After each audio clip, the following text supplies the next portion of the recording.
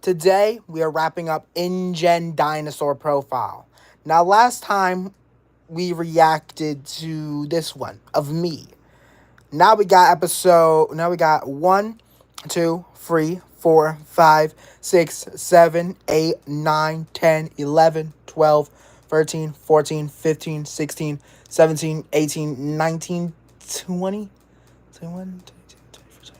24 left. If I can't get this done, I'm about to crash out because I have been binge watching this for the longest.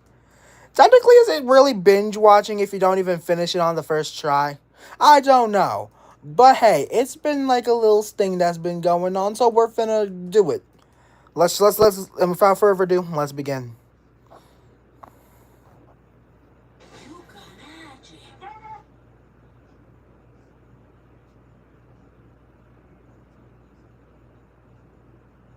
Hello, or I'm not even gonna react to this because just gonna let it play out because I hate this. I hate these ads, dude.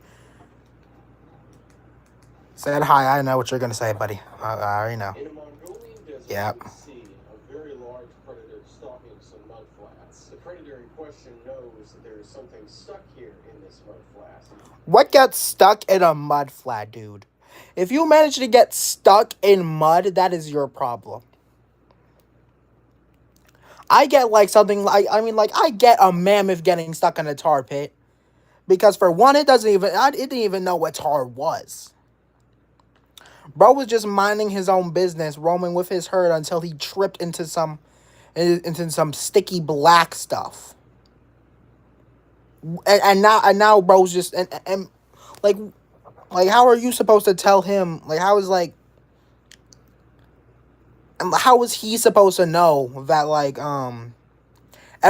the more he struggles the deeper and deeper he gets in, no one told him that. Anyways, let's move on. He's going to eat it. The predator in question is a type of tyrannosaur called the Beastohevasur, a very large species with a very unusual trait on its back. While at first these large spines may look like quills, instead they're actually a type of feather. It's believed that by actual traits... Aren't quills like a type of feather? Am I wrong? What's the difference? Oh goodness, let's keep moving. Let's keep moving. He from the feathers back too. What you mean? But right now, this Beastohevasur is on the hunt for a small ankylosaur, a Borlapalta, who is stuck in some mud after. If you're a armored dinosaur and you get stuck, that's on you. Look at your shoulder spikes. Just pry the mud off. Oh my gosh.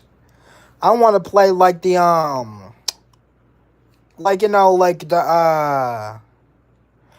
want to play like like the music, but I can't because I don't know how to do that, but I'm just gonna try my best.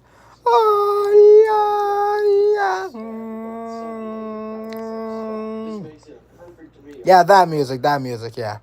Anyways, what was you happen about, dude?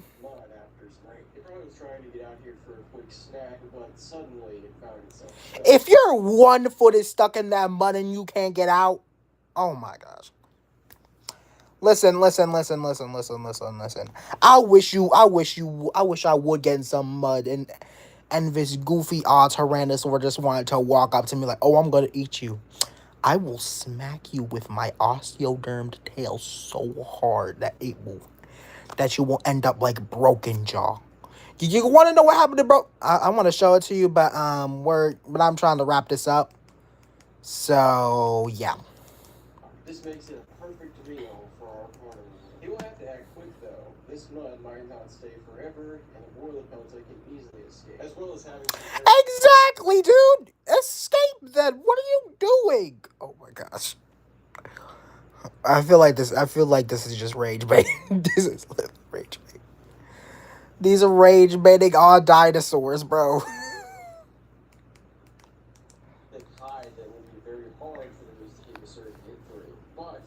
Say hi, hello. Meaning that its teeth are specifically designed to go through this, and this is. Can it crush through osteoderms? Listen. I know how strong Tyrannosaur teeth are. I actually talked to my cousin Dakota Raptor. I don't know if he's like really valid or anything anymore. He said one bit his sister, and she just like popped like a balloon. I am so bro. He said we were just chilling, and then this thing grabbed her, and as soon as it bit down, she just exploded. Her guts just went flying. I'm so serious. I'm sorry for the brutal detail, but that's literally just what happened. One hungry Therabon.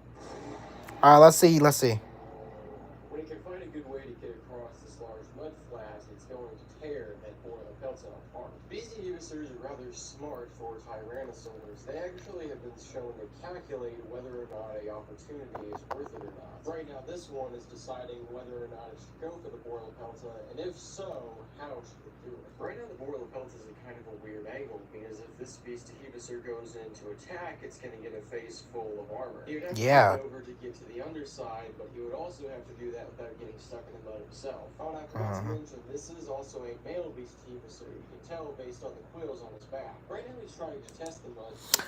So you're telling me the females don't have quills? That's a bit. I would say that's, but let's be for else. It's just sexual dimorphism. There's nothing wrong with that.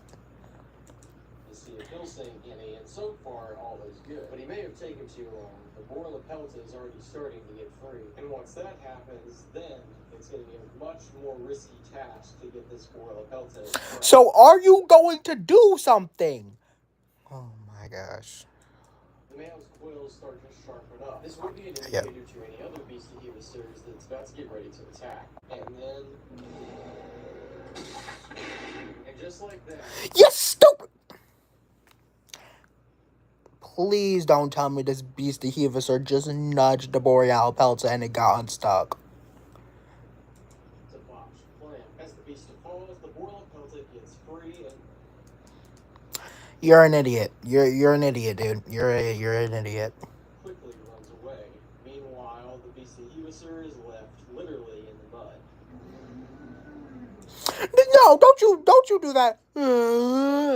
No, that was on you, gang. Oh my gosh.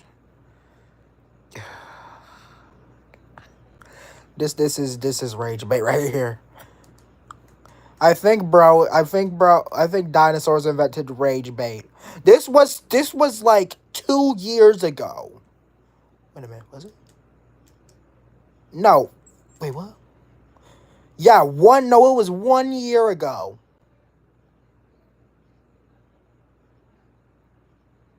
We got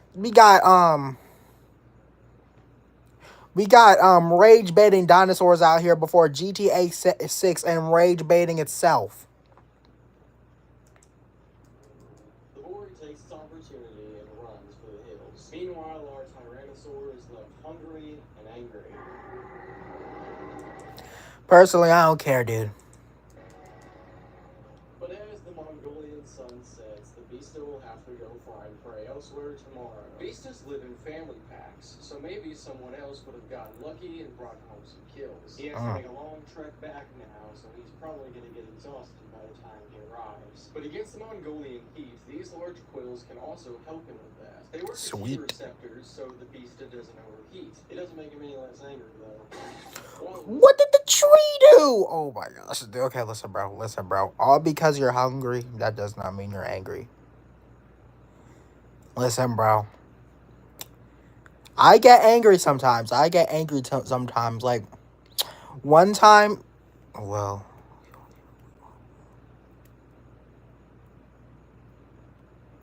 probably get the real final straight. All right, that's going y'all did. But as I was saying, sometimes I get a bit angry. Like this, woman and this this man and woman crashed a plane in my home, and they had the audacity to walk on my ice. Oh my gosh, I was bad. That was crashing out right there. They. Oh my gosh, they take me off so bad. Oh my gosh. Ooh. And then that woman tased. Oh no, no. Okay. Now. I didn't hit no inanimate objects though. I wasn't that mad. Meanwhile, over here, They work as heat receptors, so the beast doesn't overheat. It doesn't make him any less angry, though. While it was an old dead tree, it's still pretty impressive for the beast to knock the entire thing over. Cognitive tests showed the Beast of Heavisur is about as smart as cheetahs and lions. Compared to T-Rex, this shows the Beast of Heavisur is actually a little bit smarter than the average theropod. The sweet. theropod dinosaurs that get close to the level of intelligence the Beast possesses are raptors, but these guys are the smartest dinosaurs we know of. Thank you, dude. I am the smartest. I'm the most elite. Trust me. Y'all can ask me any math question. I could ace it with ease, dude. That's all I have on the Beast of Heavisur. Thank you all for watching. Alright, let's keep moving. Run. I'm definitely running if you chasing me, gang. Alright, we ain't got no at. I would start singing "The Devil Is a Liar," but that's getting old. So I'm just gonna skip this. Do you take this woman to be your wife? Heck no. I do. I am not of age to be this woman's wife. All right. To love. Anyway, let's keep it rolling. All right. The Pantysaurus. On the desolate shores of Isla Sorna, there lies a predator which looks very mysterious and has a weird name too. That's 1 million squared. Wait, what? Wait, what? That's it's easy. It's like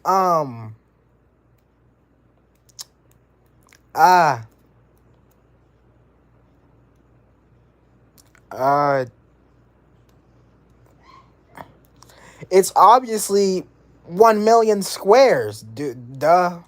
Piatnitskisaurus. These weird predators, despite their weird looks, are actually a type of megalosaur. That is not a megalosaur, gang. That is the ugliest thing I've ever seen in my life. Why, bro? You want to be a tyrannosaur so bad. I can see it in the face, dude.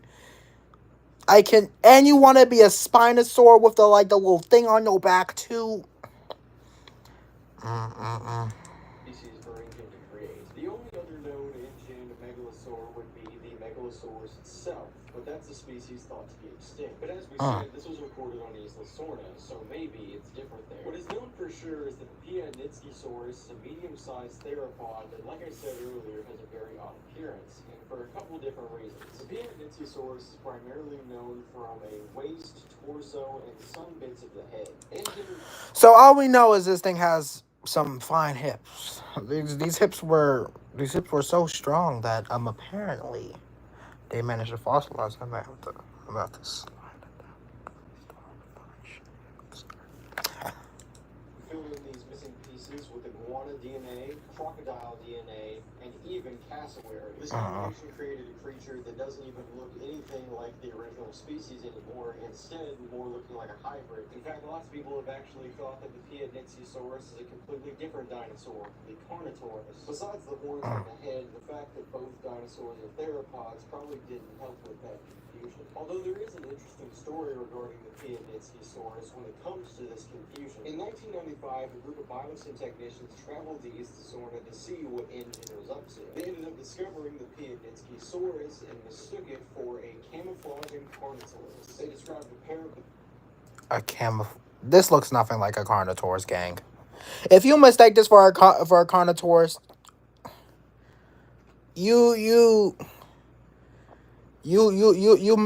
you must not know what 1 million squared is, because everybody knows that, even me. Yep, it's 1 million squares. Carnivores that kept stalking them over the course of several miles. Of course, for several years it was unknown exactly what they had seen, whether it was actually a camouflaging carno or not. But when the species was put in Jurassic World in 2010, we finally learned that 1 trillion. No, 1 trillion squares. Yeah. That's what I meant. That's what I meant. That's what I meant. 1 trillion. 1 trillion. Yeah, 1 trillion squares. Yeah, 1 trillion squares. Fact of Tyrannosaurus. However, they also said that it camouflaged. What's the explanation for that? Well, no. As it turns out, this tiny little megalosaur cannot change its colors like a chameleon. Instead, the Piatnitzkysaurus seems to be above intelligence when it comes to theropods. In that way, it actually hides behind other green objects. It'll hide in swampy areas and large forests to try and hide in the bushes, waiting for prey to ambush it. Like the two biosyn technicians said, the Piatnitzkysaurus is a very dedicated hunter. It's been known to stalk its prey around the entire island before. Although the one thing about the report that seems somewhat odd is the fact they said there was two of these animals. Over the course of time that people have studied these creatures, Piatnitzkysaurus has never at all shown to be social. To put it simply, Piatnitzkysaurus is one of the most solitary animals we know InGen has ever created. In fact, they're one of the few creatures InGen has cloned that shows cannibalistic tendencies. Some people use this to say that the two animals those biosyn technicians saw was not Piatnitzkysaurus and was some other theropod. But one of the technicians was actually consulted and shown a picture of the Piatnitzkysaurus, to which they said it was indeed the animal they saw. And that puts the mystery to rest. But if this animal was on Isla Sorna, why would I be talking about it right now? I only really cover animals that are on the mainland. Well, reason being, in Turkey just the last week, a sighting came in for what they said was a Carnotaurus.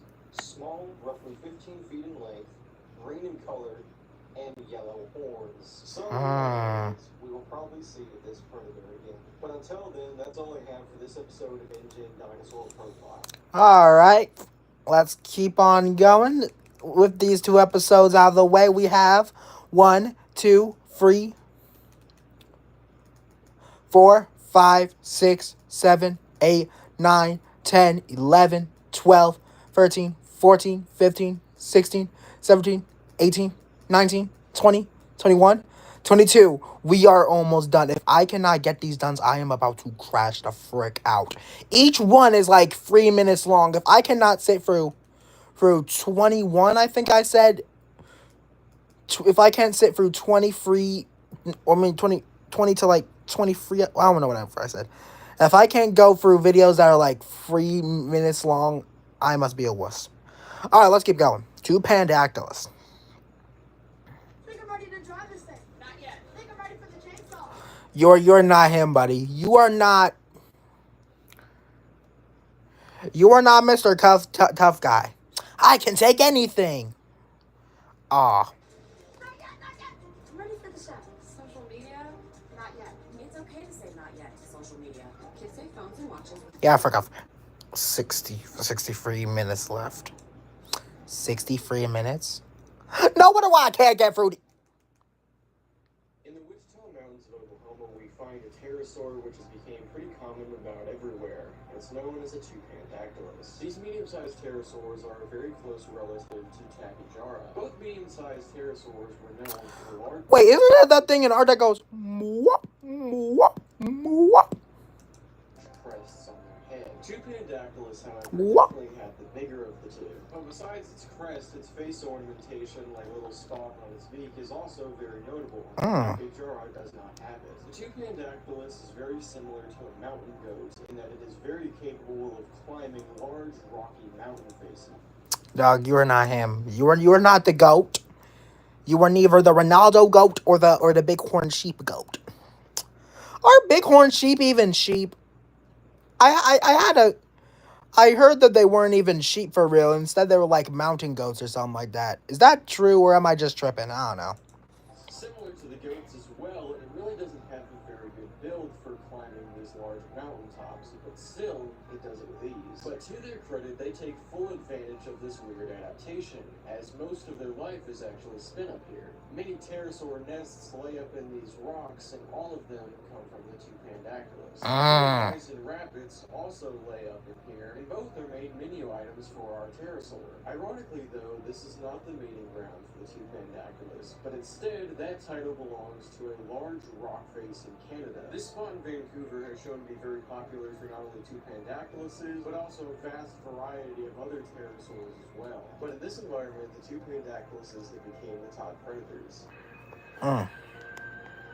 Almost all of the Tupandactyluses notably have a very unique crest on their head. This trait helps them identify each other, but even more notably, similar to the Geosternhardia, Tupandactylus crests also matter on sexual dimorphism. Males' crests are significantly larger than the females. For example, this specimen that we've been following the entire episode is a male. Not only does the crest give it away, but the colors of the crest are also an identifier. Tupandactylus males have an incredibly bright red on their crest, meanwhile females lack this. Females also don't have the large black circles around the eyes, and they also don't have the large hammer-like end to the bottom.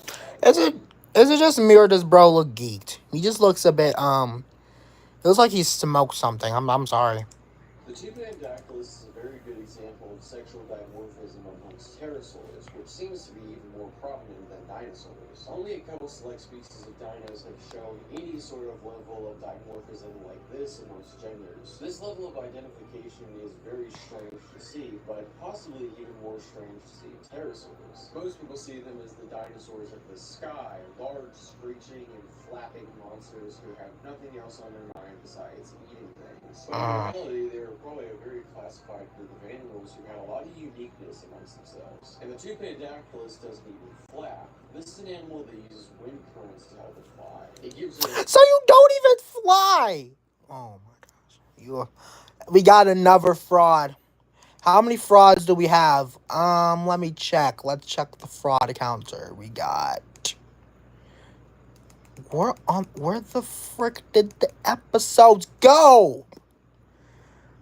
We got the short-faced bear, the Tarbosaurus, and now we got this dude. Much more stable speed to where it can eye down anything that's on the ground for it to possibly eat. But their eyes don't need that much help. Their eyesight is classified as possibly being some of the best of any pterosaur that we've ever seen. Even if the slow speed isn't really their style, they can easily switch it up. These guys are very aerodynamic. They can dive at incredibly advanced speeds that match even some fighter jets. Some scientists even think that Tupandactylus might be the fastest of all pterosaurs, although there is some debate on it. Others believe that Hatzegopteryx, a much larger Asgardiid pterosaur, is the one that holds that title. You can go shove and stick up your...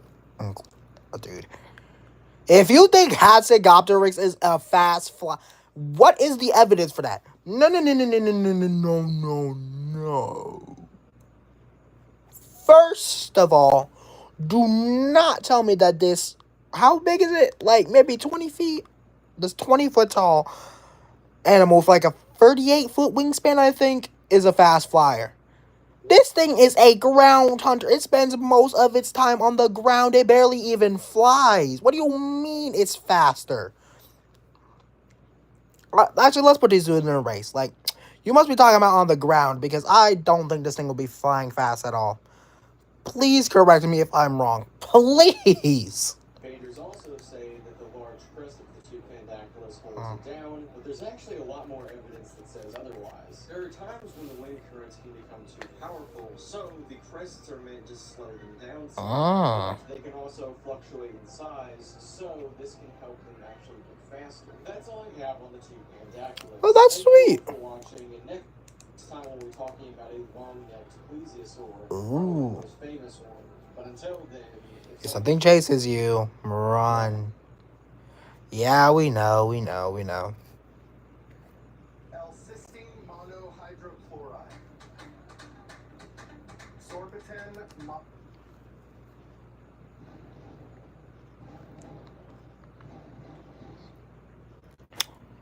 Arguably one of the most famous prehistoric marine reptiles, Elasmosaurus is one of the largest types of plesiosaurs that paleontologists know of. Jurassic World actually did have an elasmosaur, but this is not the same one, it seems, although there is no evidence that bios have cloned this variant. This was filmed off the coast of Italy, and this is actually where it was discovered. It stayed in this little bay for about 2 years now. It's also been shown that this elasmosaur is somewhat smaller than the ones we know in the paleontological record, at least by a couple feet or so. As for its dietary habits, it's been shown to eat pretty much anything, although it seems to have a particular love for fish, which actually matches up to what paleontologists know. The jaws of Elasmosaurus are probably best for fish eating. Sadly, we didn't get a ton of footage of the Elasmosaurus when it came out that day because of the fact that Elasmosauruses are actually deep-sea animals. Much like squids or anglerfish, Elasmosauruses prefer the deeper waters because their preferred prey stays there. Whenever they come up, it's usually during the evenings. This would actually make a lot of sense considering that we actually find a lot of larger animals deeper down in the waters than we do higher. This sort of underwater gigantism isn't... Hello, my friend. I just came to see how you're doing. I'm doing great, man. We're wrapping up InGen Dinosaur Profile today. After this episode, we got 1, 2, 3, 4, 5, 6, 7, 8, 9, 10, 11, 12, 13, 14, 15, 16, 17, 18, 19, 20. We got 20 more to go. What happens to the last live stream? Well, like the first live stream, like the first second live stream, it got, I don't know what happened. It like bugged out, and on the continuation of that one, I'm finna be real with you. I got tired. But I'm not tired now today. I got 20 more to go, and I ain't stopping. I'm sorry, but you gotta do what you gotta do. Anyway, let's continue.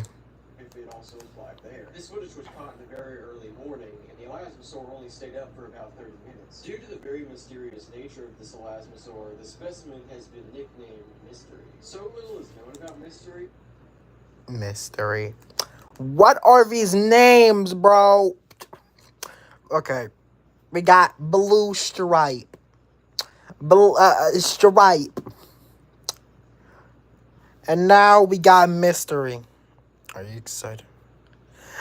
Yeah, sure, man. I'm great. I'm pretty hyped. I'm hyped for anything, dude. I'm hyped to see the Jurassic World Rebirth movie.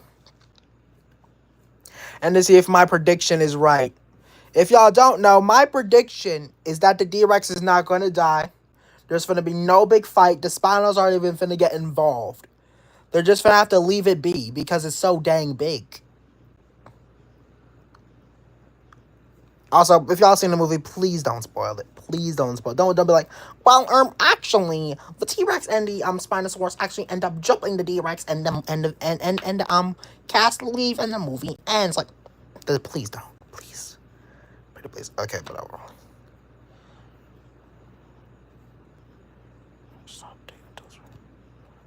Alright.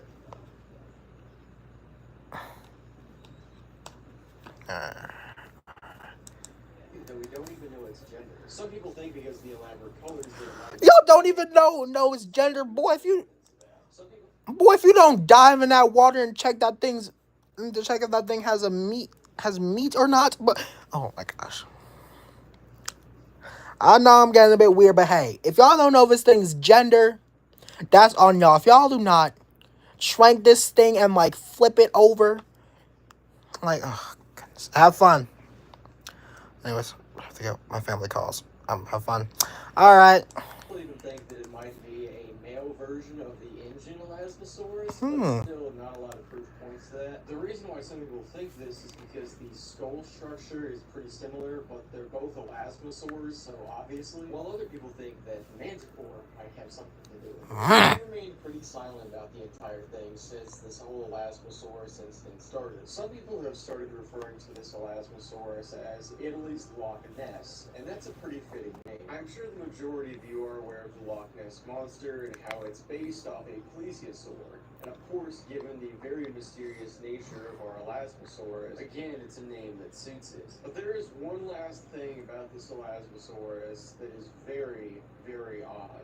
More bizarre than its origin, more weird than the fact it's a deep-sea Elasmosaurus. But the strangest thing about it is that it's rumored to have a youngster with it. There's been a few... The lore thickens, dude. The lore is getting thick. I mean, when I'm at the slide in that thick lore. Hey! sightings in this body of water of not only this elasmosaur, but a young one that follows it. If you remember to earlier, I said that the gender of mystery is unknown. While some people think that because it seems to be a parent, that it's most likely a mother, but still there's absolutely no evidence for that. I don't care if you're Emma for the slide that maternal. Hey! Really, there's not even a bunch of evidence that he has a child. But both Dinosaur Protection Group as well as the Italian government have said that if a youngster is found, that they will take great efforts to try and protect it. Lots of Oh, I'll protect it all right. And I'll slide him. Stop! people are happy with that statement because usually governments really don't care for these dinosaurs at all, and as well as that, the DPG isn't really known for being very Yeah. rational. Yeah, they don't. Yeah, they didn't really treat me well. They did. They just made a sanctuary for me. Like, but hey, while I was free, I was having the best time of my life. I ate this one man. He thought his dog was out there. I clapped his dog and I clapped him too. I tried to kill this little thing. And then these raptors pulled up. I was like, whoa. And they were like, we caught you. Cuddy. When I said I was going to eat that thing, I did not mean it the way you saw it, all right? You thinking I was going to smash it. I was about to devour it. What are you talking about? So then they jumped me. I tried to fight back, but there was just like so many of them. They bit my tail. It was truly sad. Then I was shoved into this box. I could hardly breathe. I had to start breathing out my mouth because there was so little oxygen. Oh gosh, it was horrible. But then I got released. And then I ate this bug. It tasted pretty good. I went out to the snow and then these two kids, they chased me off. That ticked me off. Like, well, I was surprised I didn't crash out. But yeah, my life is a bit crazy. But yeah. Stopped several poaching attempts, though, although none have been successful. But that's all we have for the Elasmosaurus named. Well, duh, it lives underwater. How are you supposed to shoot something underwater? Y'all better have something. If maybe I'm finna give y'all credit. Maybe y'all have like harpoon guns or something. I wish y'all would pull up to this thing with an AK, like with a shotgun. Oh, gosh. Thank you all for watching this video, and next time. All right, now that we're done with this, we got 1, 2, 3. Oh, I already said it. Stupid. And we're probably going to be looking at another marine reptile. But until then, remember.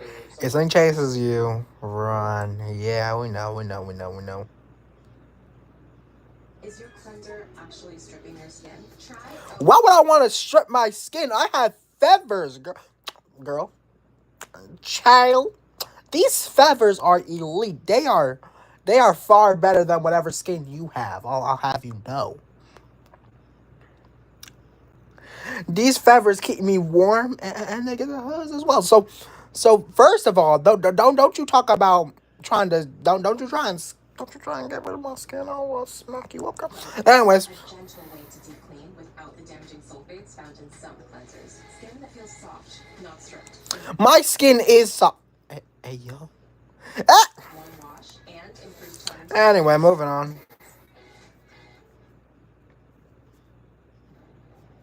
Dum. Here we go. Last year in summer, we were notified about a Kronosaurus sighting in the Flint River in Florida. Ooh. Of course, it turned out to be there. Kronosaurs are a type of pliosaur, and they're one of the larger variants. Another that many people are probably familiar with is the Liopleurodon. And while they are similar, the Kronosaurus is notably quite a bit more ferocious. It's unknown how it got in Florida, but considering everything else in that state is crazy, it's not really that big of a surprise. We discovered that Kronosauruses like to stay close to the shallow edges, so that if larger animals come up to them, usually it has a better chance at grabbing them. You is not the Liopleurodon from Walking with Dinosaurs, gang. But living in a large, murky water system, it's kind of a very standout creature, obviously. Yeah. Purple algae conflicts with the black and tan colors that the Chronosaur possesses. It's been at this bank for a couple hours now, so after a little bit of a sunbathe, it's going to have to go into deeper water downstream. This rock side is a very nice place for other InGen animals to come in and have a drink. So after resting for a quick minute, it decides that it has to head back. All right, get it moving, buddy. As it sways down the stream, it uses sensors in its nose to detect a large dinosaur, a Parasaurolophus. Ooh, all right.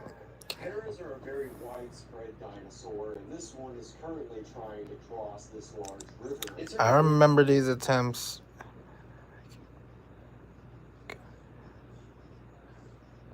I used to watch these types of things back then. Well, Caleb, this snuck upon. That's good for you. That's a W childhood.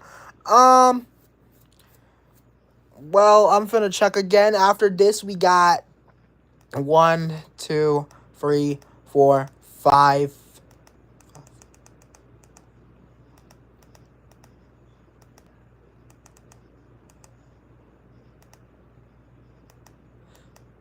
6, 7. Oh my gosh. I suck at counting, dude.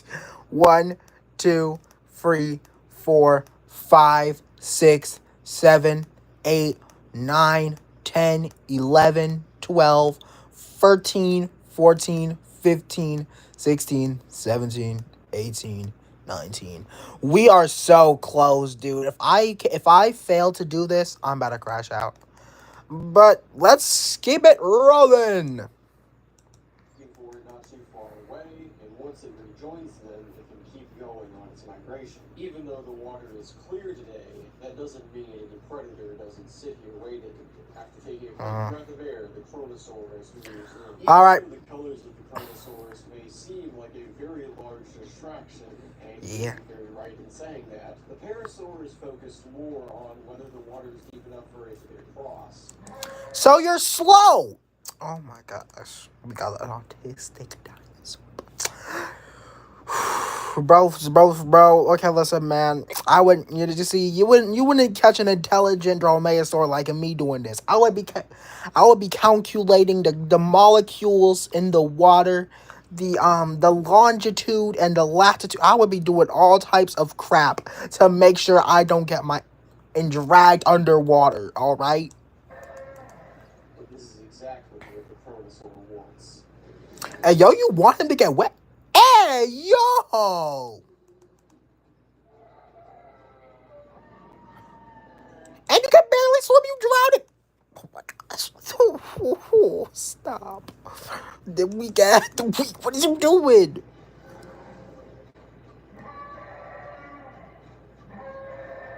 Dog, you were literally underwater. You're dead.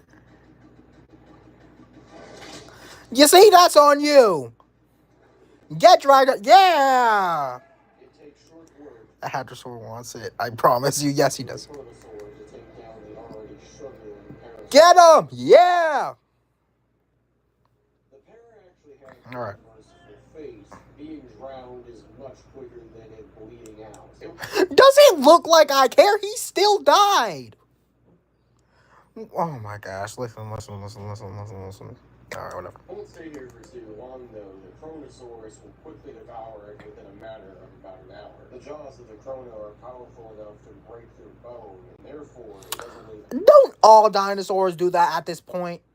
a single part of the corpse unattended to.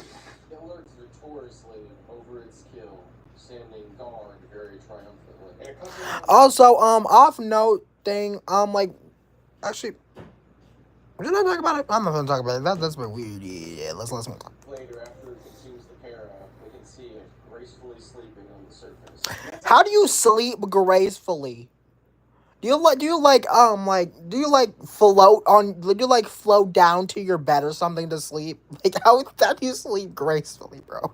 This episode of InGen Dinosaur Profile. We usually don't cover marine reptiles since they're pretty hard to find and they're pretty difficult to film with as well. But this time we had to jump on it. Next time we'll be covering a predator that's became pretty infamous this season. And as always, remember, if something chases you, run. Yeah, we know.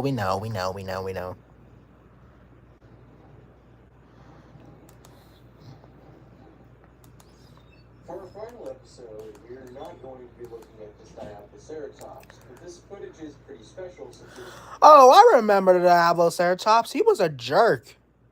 Bro was like aggressive. He smacked the horn thingies off this Cosmoceratops, but he wanted to be chill around the Titanoceratops. Like, so you beat the life out of your cousin, but you want to be chill around your big cousin. You don't want to smoke with the big. You want some you want some medium size to terrorize. Okay. Taken back in 2017 on Israel. Bro, what a wuss. Exactly, dude. And you missing your horn. What happened? However, this is not our footage. Instead, a group of urban explorers sent a couple of drones out there, and this is what they caught. They had a theory that this Diabloceratops was a buck male probably escorted from his herd after losing his horn in a fight. But we are not talking about the Diabloceratops today. Instead, a type of theropod, the Sinotyrannus, a large tyrannosaur relative that we've been following this entire season. One of the many dinosaurs that InGen had on their backlog and did plan on eventually releasing out to the public, of course never making it though. This large theropod rules the deserts, and being one of the biggest, it does it pretty well. You can hear its haunting. Does the Diabloceratops not hear that? Not only are you a wuss, you're deaf too. Bro's looking around like a casual Roblox character. No. This is what the Diabloceratops hears.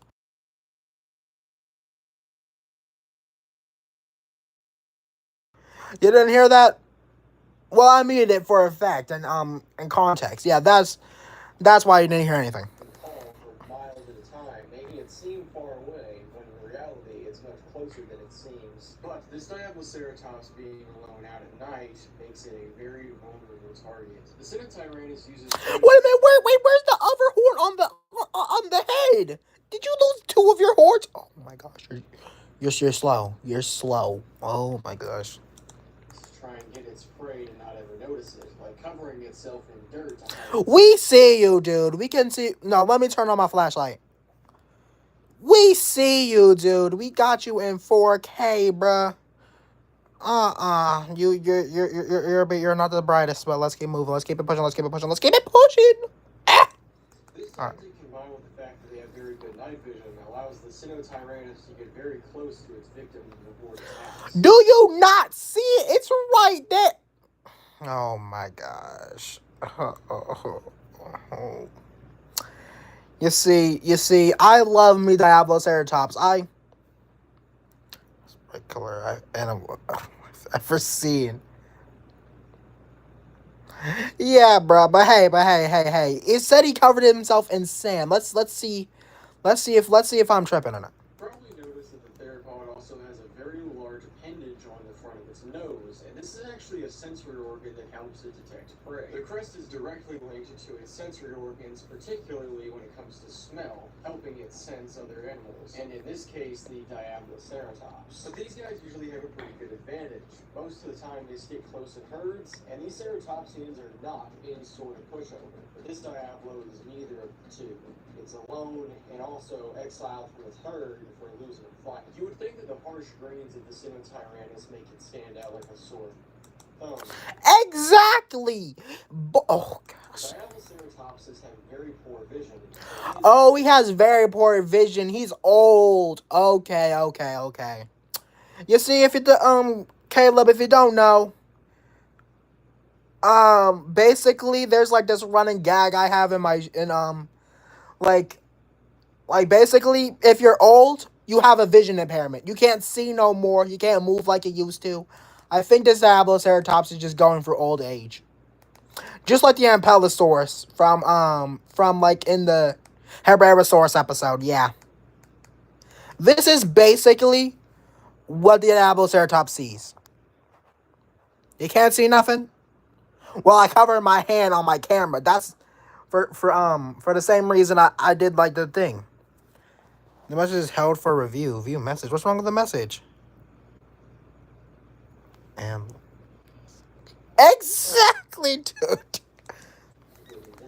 Tyrannuses are actually known for using their calls as a way to distract their prey, as they are meant to seem more peaceful than anything else.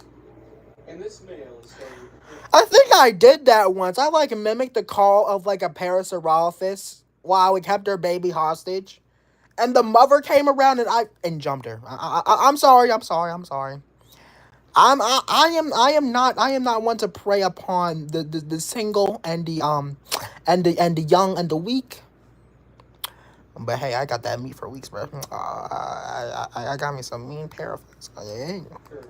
to go in and capture the lone It's looking at you. Oh my gosh, this is the same rage bait we saw in the Beast of Heaviser episode. Are you now just realize he's like, oh my gosh, I cried. The Diabloceratops at this point can sense his presence and starts to get ready to charge.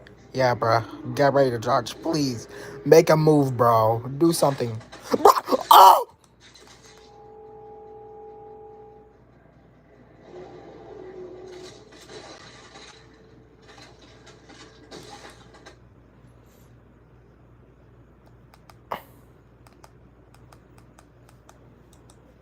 The Diabloceratops at this point can sense his presence and starts to get ready to charge.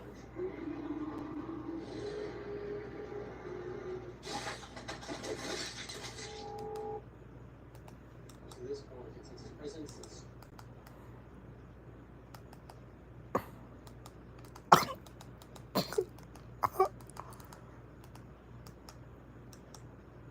starts to get ready to charge.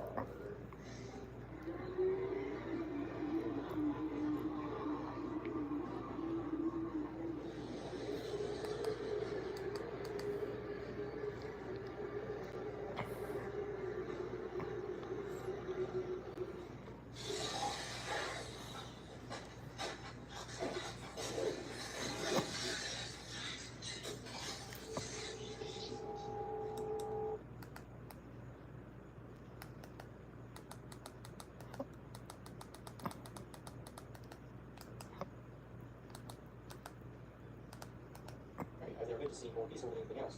And this male is starting to prepare himself to go in and capture the lone Ceratopsis. The Diabloceratops at this point can sense his presence and starts to get ready to charge.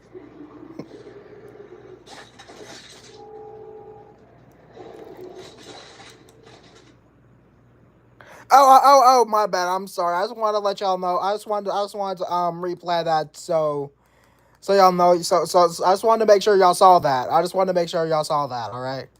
Hold up. My bad. What happened? The Diabloceratops at this point can sense his presence and starts to get ready to charge.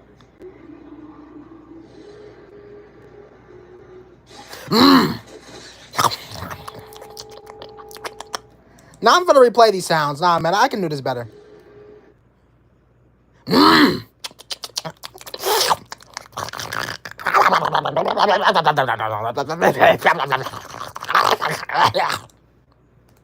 Yeah, I think I aced it, bro. I think I aced it. Yeah, I think I did good. All right. The Diabloceratops doesn't take long to go down. Only after a minute or two of struggle, Sinotyrannus has won.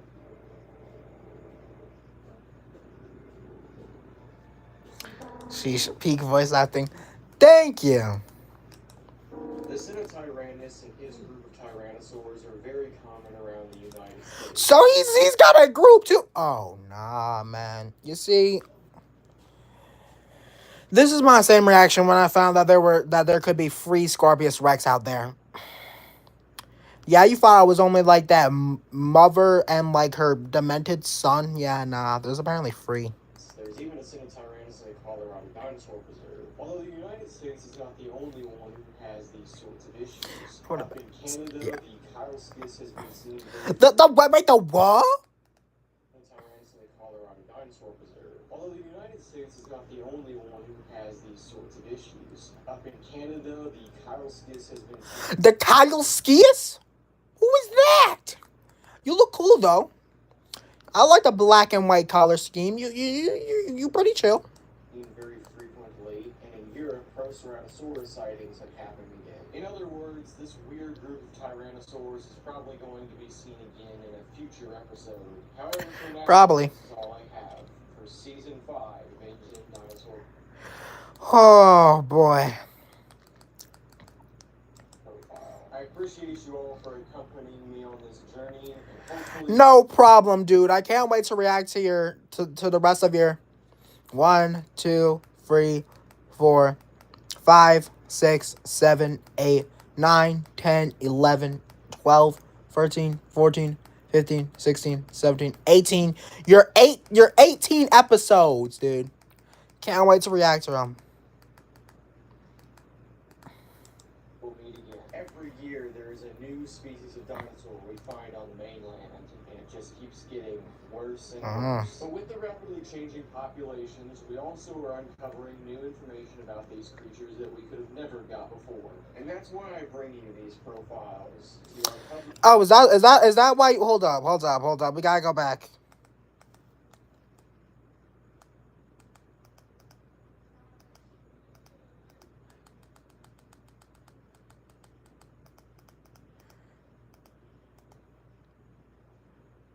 Tyrannosaurs are actually known for using their calls.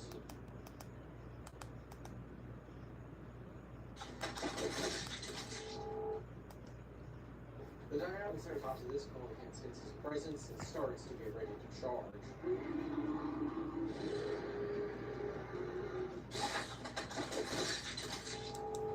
Is that why you showed me this, King Kaiju? Is that why you showed me that? All right, let's move on. Next up, we got Big Bemis. Yeah, I'm just gonna mute this. I do not like this ad. Also, the downfall of Disney is a bit crazy, out of context, but like, there was a movie where it implied that two characters and I'm like the city of El Dorado or whatever I think it was. Yeah. We went from that to just crappy live action remakes. But enough about my rant. Let's keep moving. Clinical enamel strength, it will actually help to protect the enamel for a lifetime. Doc, I'm so close to showing y'all my teeth. My teeth cannot be that bad. That you're talking about my enamel. What even is an enamel? West of Mount St. Helens, reports of a mysterious dinosaur have been popping up. No one can ID its engine has been silent, so the only hope is some paleontologists who might have an understanding of what the animal is. You've already seen the title, so you know the answer already. But I want to go through the story of how that answer came to be. To start off, our story begins in 2022, when the dinosaur was spotted. The witness claimed that the acid was black and green in color, with white along the underside and sides of its body. It had a theropod shape to it, and had small quills along the upper side of its head and neck. That particular bit of information led a lot of people to think he was talking about a velociraptor. The males possess quills on the back of their head, and when the witness... I don't know. Aren't those raptors from I don't know. Only the ones from JP3? When have you seen a male velociraptor possess quills outside of JP3? In the Jurassic franchise, don't you pull no primeval crap. No. Go through every single Jurassic movie and tell me what male velociraptor has you seen that had stripes. I mean quills. The male. Wait, are the tiger stripe ones the lowland raptors or are the quilled ones the highland raptors? I don't know. The tiger velociraptors, the males don't have stripes.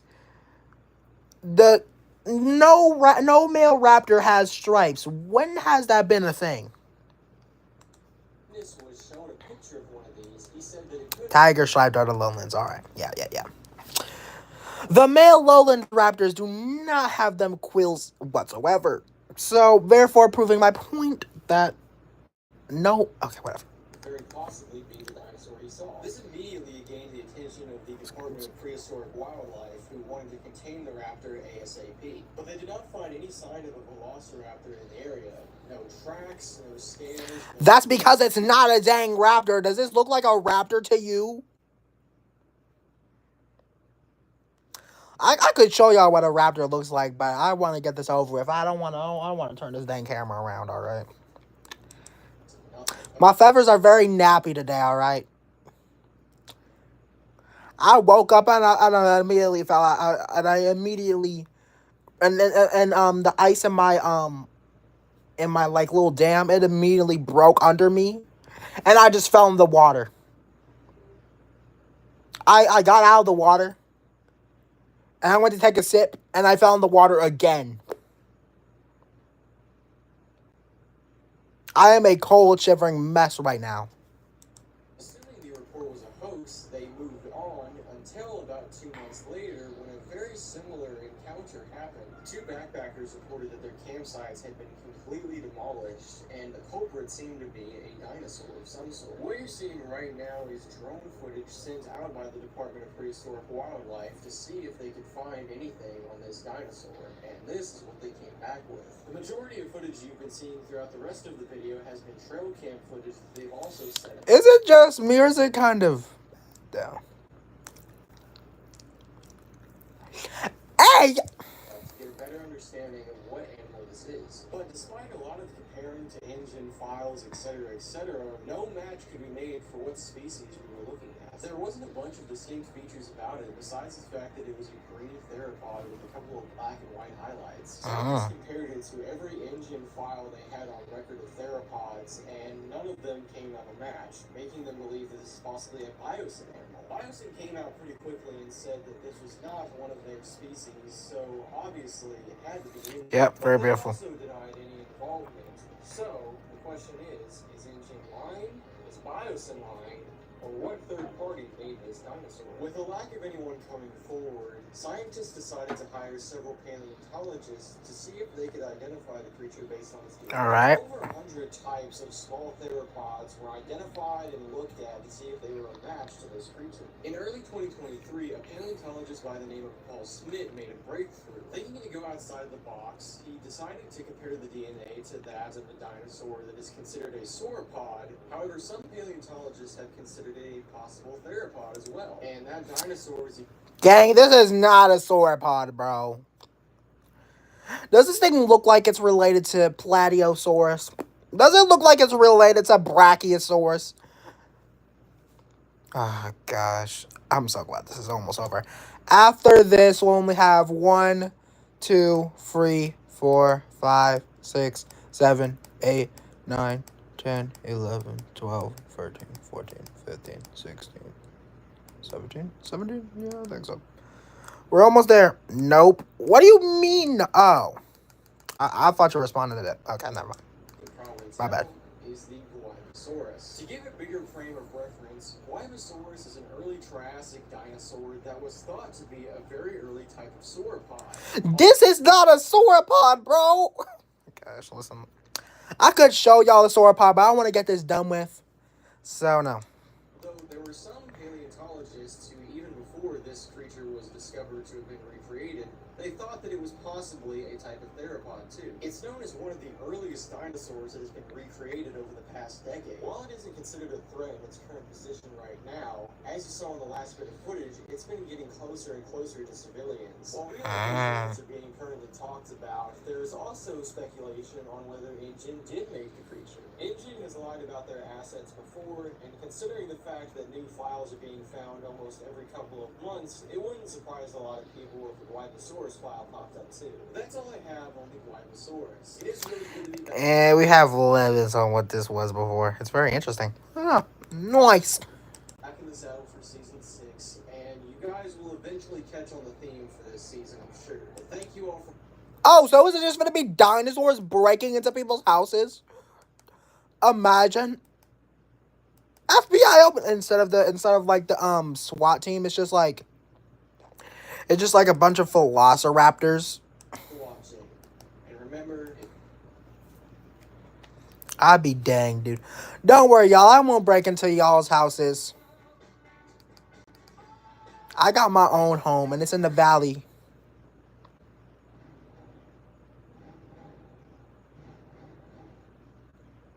In southwest Vermont, there has been a variety of missing. Why are y'all looking at me like that? I said I wouldn't break into y'all's house. Calm down, y'all. Just chill, all right? Person's cases out in the woods. Police were quick to investigate, and in one of their investigative methods, they decided to use trail I'd be more scared if it was the Trillons. Hey, I mean, like, I may not let y'all lay eggs in me, but y'all can lay on me if y'all want. Hey! They could catch anything. At first, there was nothing but an abundance of deer. However, gradually, that number started to decrease until they found this. What?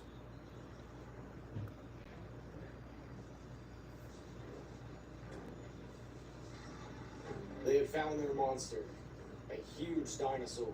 Its shape probably too recognizable to most of you. It has become a nightmare across the entire world. Debatably more fearsome than Tyrannosaurus rex, the police knew they had a serious issue. They were dealing with the meat-eating bull itself, the red and striped Carnotaurus.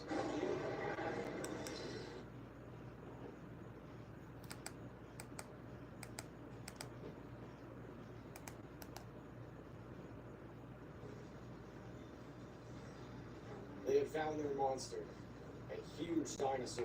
Its shape probably too recognizable to most of you. It has become a nightmare across the entire world. Debatably more fearsome than Tyrannosaurus rex, the police knew they had a serious issue.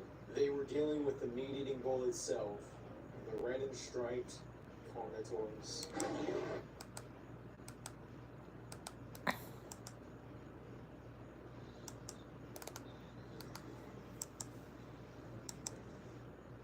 I just want to know y'all heard. My bad. Red and striped Carnotaurus. This Argentinian predator is massive. Also, Carnotaurus does not mean meat-eating bull. It's meat bull, if y'all didn't know, according to Dinosaur Arcade. But whatever. It can approach 35 feet long, and the biggest specimens get up to 4 tons. Originally, the record was at a little over 3 tons. However, this specimen right here set the record now to the approximate 4. And due to her fearsome body count, many people have tried to argue that she... Hey, yo, body count. She on the low. Oh. Hey, man.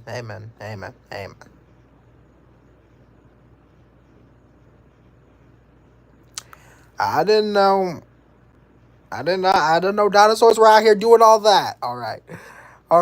Y'all want to see me doing all these activities. She should be put down. But because she's the biggest of her species, there are more efforts to try and relocate her somewhere instead of killing her. It's been a high debate going on over the past couple of months. However, the Department of Prehistoric Wildlife has put out an official statement saying that if they cannot relocate her within a month, she will be put down. Some people have tried to take it upon themselves to do.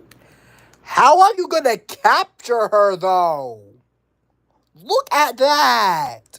But for the government, although that has not worked out very well at all. Exactly. So how y'all finna kill this thing? Alone is probably close to at least 10 by this point.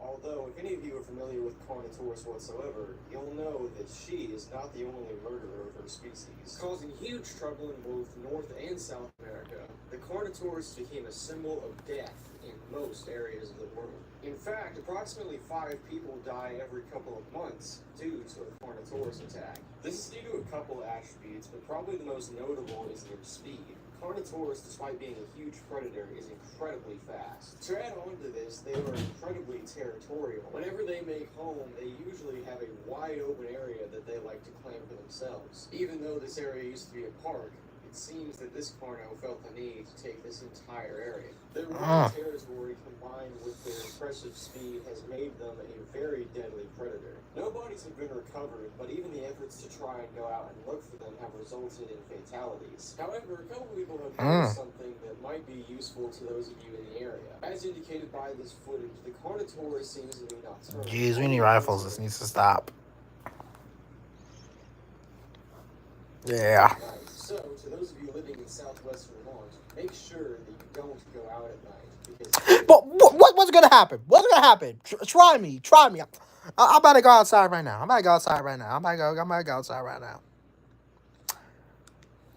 Matter of fact, hold up. I'm about to go. Hold up. I'm about to go outside. I'm about to go outside, dude. I'm going outside right now. I'm going outside right now, bro. Y'all just do too much, man. Y'all just do too much, man. Y'all do too much. You see, I'm about to go outside right now. I got the camera on and.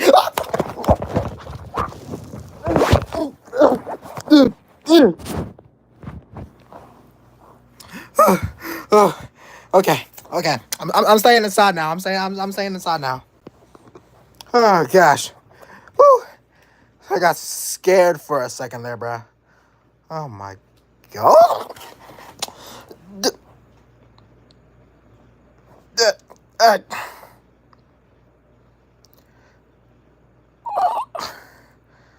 See, I got the green screen turned on.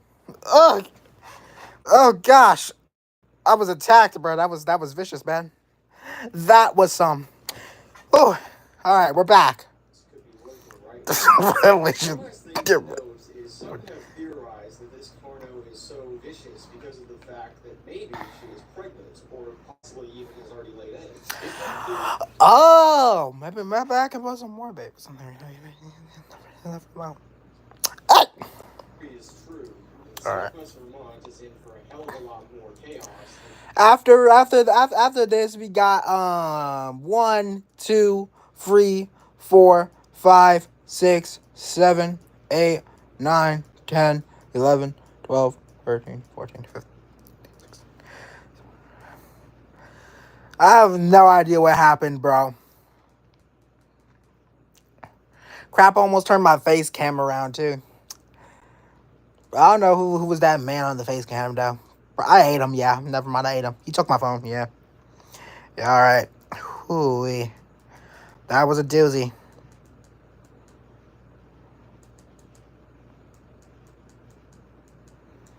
Just one large Carno. That is all I have for this episode, and I recommend that anyone, again, in the area of Southwest Vermont, stay safe and do not go out at night. Make sure your animals are locked up. If any of you are feeling brave, just know that kill count is slowly rising. But remember, if something chases you, run.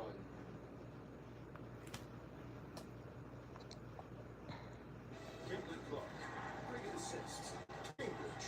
Cricket assists for your savings.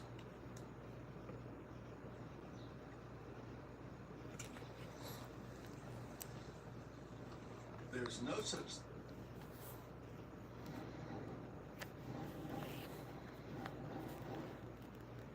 This coal mine has been abandoned for almost 12 years. Located in Rhode Island, this place hasn't seen human contact in many years, although it has seen a variety of wildlife, such as this Fug Ugly Croc, a notable death bringer. Fug ugly oh my, you didn't have to do him like that, bro. He looked pretty chill. Look at him. Oh, maybe a bit fug. You trying to look like a T-Rex so bad.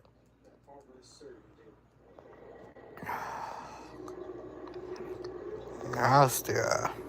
This is Prestosuchus, and it has become the new apex predator of this area. And living alongside it is the Indian Caprasuchus. Uh-huh. We covered the Biosyn variant of this species before, but the Indian kind is a lot different. Notably, it's a lot smaller, but its attitude is also much different too. We'll talk about that a little bit later, but first I want to talk about how these two creatures live in the same environment when they're roughly the exact same animal in some aspects, or at least at first glance they are. Let's start off by talking about the Caprasuchus, who, as you can see, is a much more nimble climber. When it hunts smaller mammals, it usually sticks up to the trees in higher parts of the area, so it can leap down on them like a leopard. Meanwhile, the Prestosuchus likes to stay to the ground, although it is also an ambush predator. You might notice the weirdly large nose on the Prestosuchus, which also helps it hunt. While it might not look like the cutest thing ever, these large nose horns are actually sensors that help it detect things from miles away. Much like how modern crocs have sensors in their nose that detect movement in the water, these sensors detect movement in the air, making them much more efficient. In fact, the reason we see it opening its mouth here is because it's using those sensors right now. A Soto buck moose is about to meet its maker. by the hands of the Buck crocodile. moose? Nah, man, I believe in this moose, bro. There's nothing. There's no way you can do that crap. It's over quickly. The Prasuchus now has a full course meal in front of him.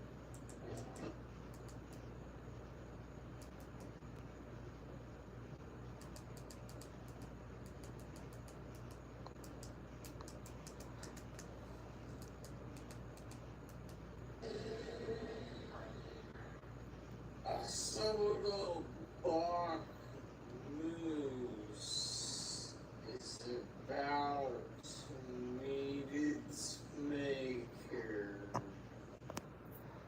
by the hands of the crocodile.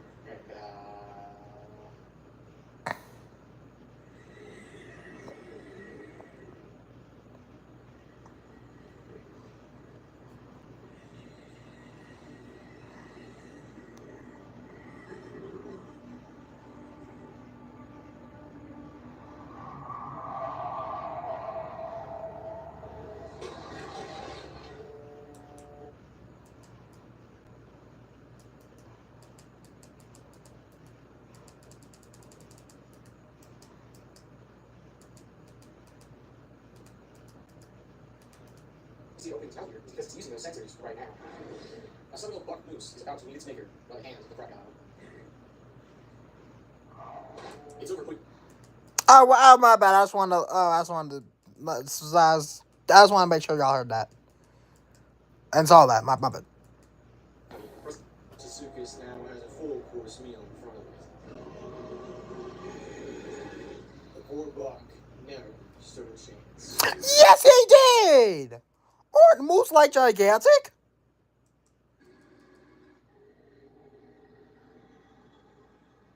While the Prasuchus eats its meal, we'll cut over to the Caprasuchus again to see All right. what it eats. Many people have had the image of the Caprasuchus being a very vicious and fast killer, which is partially true, and it can do that with its very large teeth. However, it more likes the roots of plants. Just like a real boar, the Caprasuchus seems to be an opportunist, eating whatever it feels necessary to keep itself alive. Roots are very sparse here, but whenever it can see Nom, nom, nom. the croc will gladly dine into it. But again, due to the fact that this used to be a mine, there is very little plant life here. So, the Caprasuchus might have to go to something else. With that in mind, the boar croc decides that maybe this area is not that great. But with the smell of rotting flesh in the air, it seems there's something out there that could use its attention. You can see what happens when these two animals collide. Two of the most famous prehistoric crocodiles to ever exist, living in the same area, wanting the exact same food. Lock in.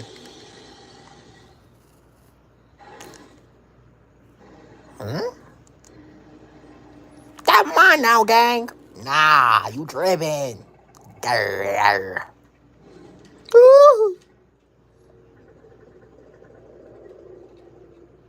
By sheer intimidation alone, the Caprasuchus wins the battle. While Prasuchus is technically stronger, the Caprasuchus's bigger teeth especially serve as a huge intimidation factor. No pun intended. And now it can peacefully dine on something a little bit more fruitful than just pure vegetation. And with that being said, that's all I have to show for in this video. I appreciate you R.I.P. the Seminole buck moose. And remember, If something chases you, run.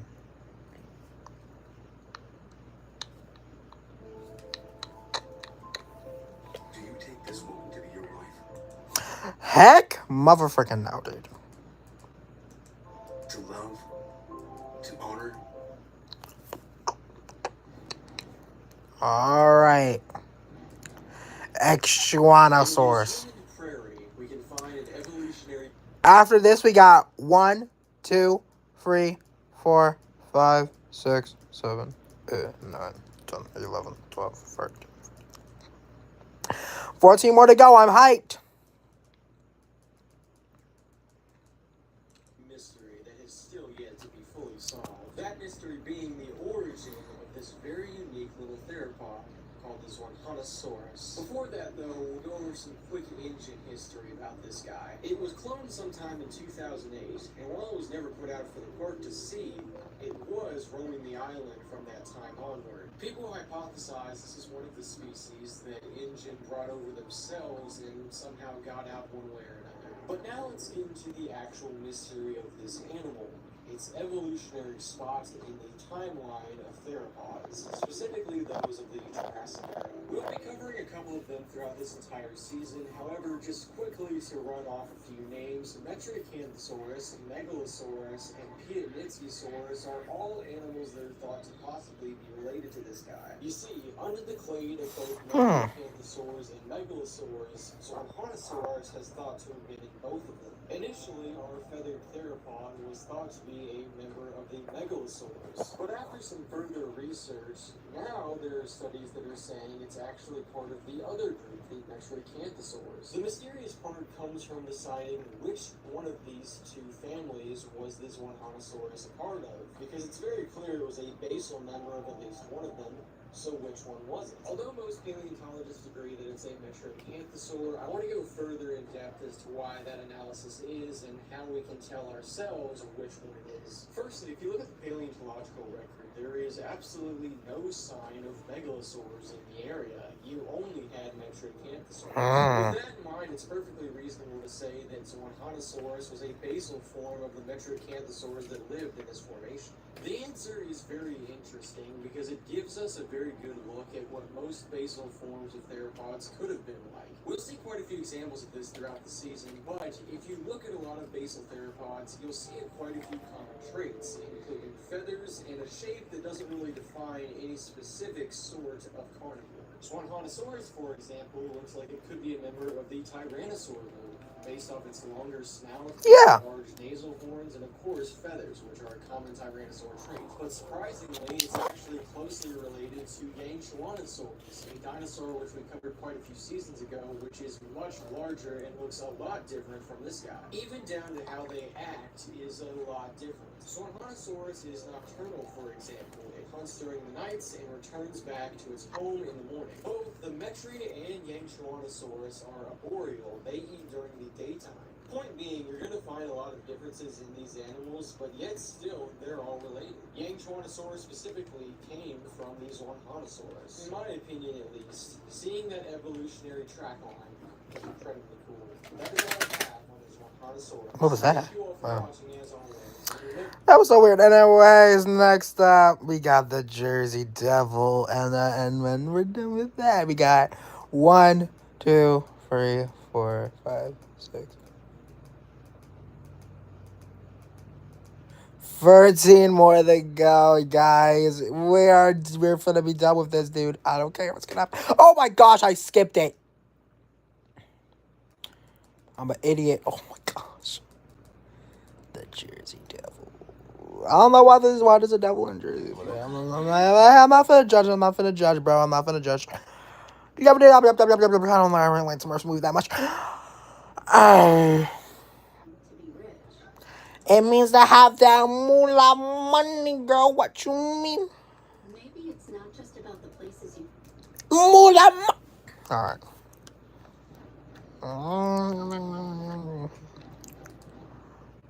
In the New Jersey plains, there's always been legends of monsters. However, in recent years, those legends have semi-came true with the existence of prehistoric dinosaurs wandering around. One such as this gigantic Spinosaurus has Ooh. those rumors. But our focus is not on this small stegosaur. Instead, it's on something that's hunting it. Yeah. The Jurassic theropod has become somewhat of an apex predator in the Pine Barrens, and it's about to show exactly why it's known for that. I wish you would.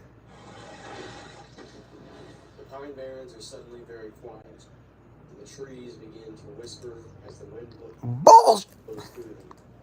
The carnage has just ended. Of course, to those who read the title, you already know the dinosaur we're talking about today is the Metriacanthosaurus. This Jurassic predator is quite rare. However, if you can stumble upon it in the right area, you might be lucky enough to catch a glimpse of it hunting, or possibly unlucky enough to catch a glimpse of it hunting you. Only one of them have ever been spotted, and this one right here was only found a couple of months back. And he's already made a very fearsome reputation for himself.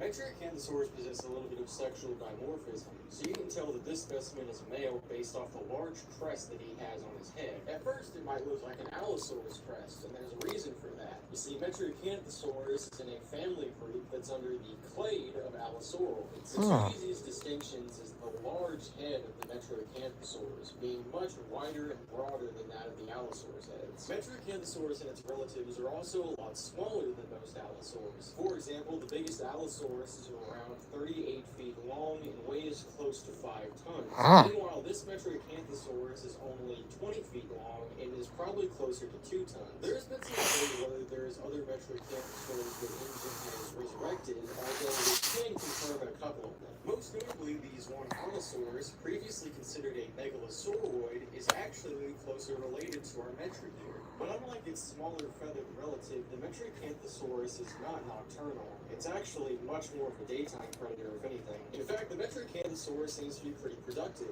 Most of his footage was captured between 6 and 7 in the morning. After a successful hunt, the Metri usually tries to set up a perimeter around the body, making sure that no other scavengers or other predators will take the kill. Several other Jurassic dinos live in this area, so the Metriacanthosaurus has to be very careful. When you live in such a dangerous area as the Pine Barrens, you have to be careful. Many people have came to know the Metriacanthosaurus as somewhat of a representation of the Jersey Devil, a popular legend in the area.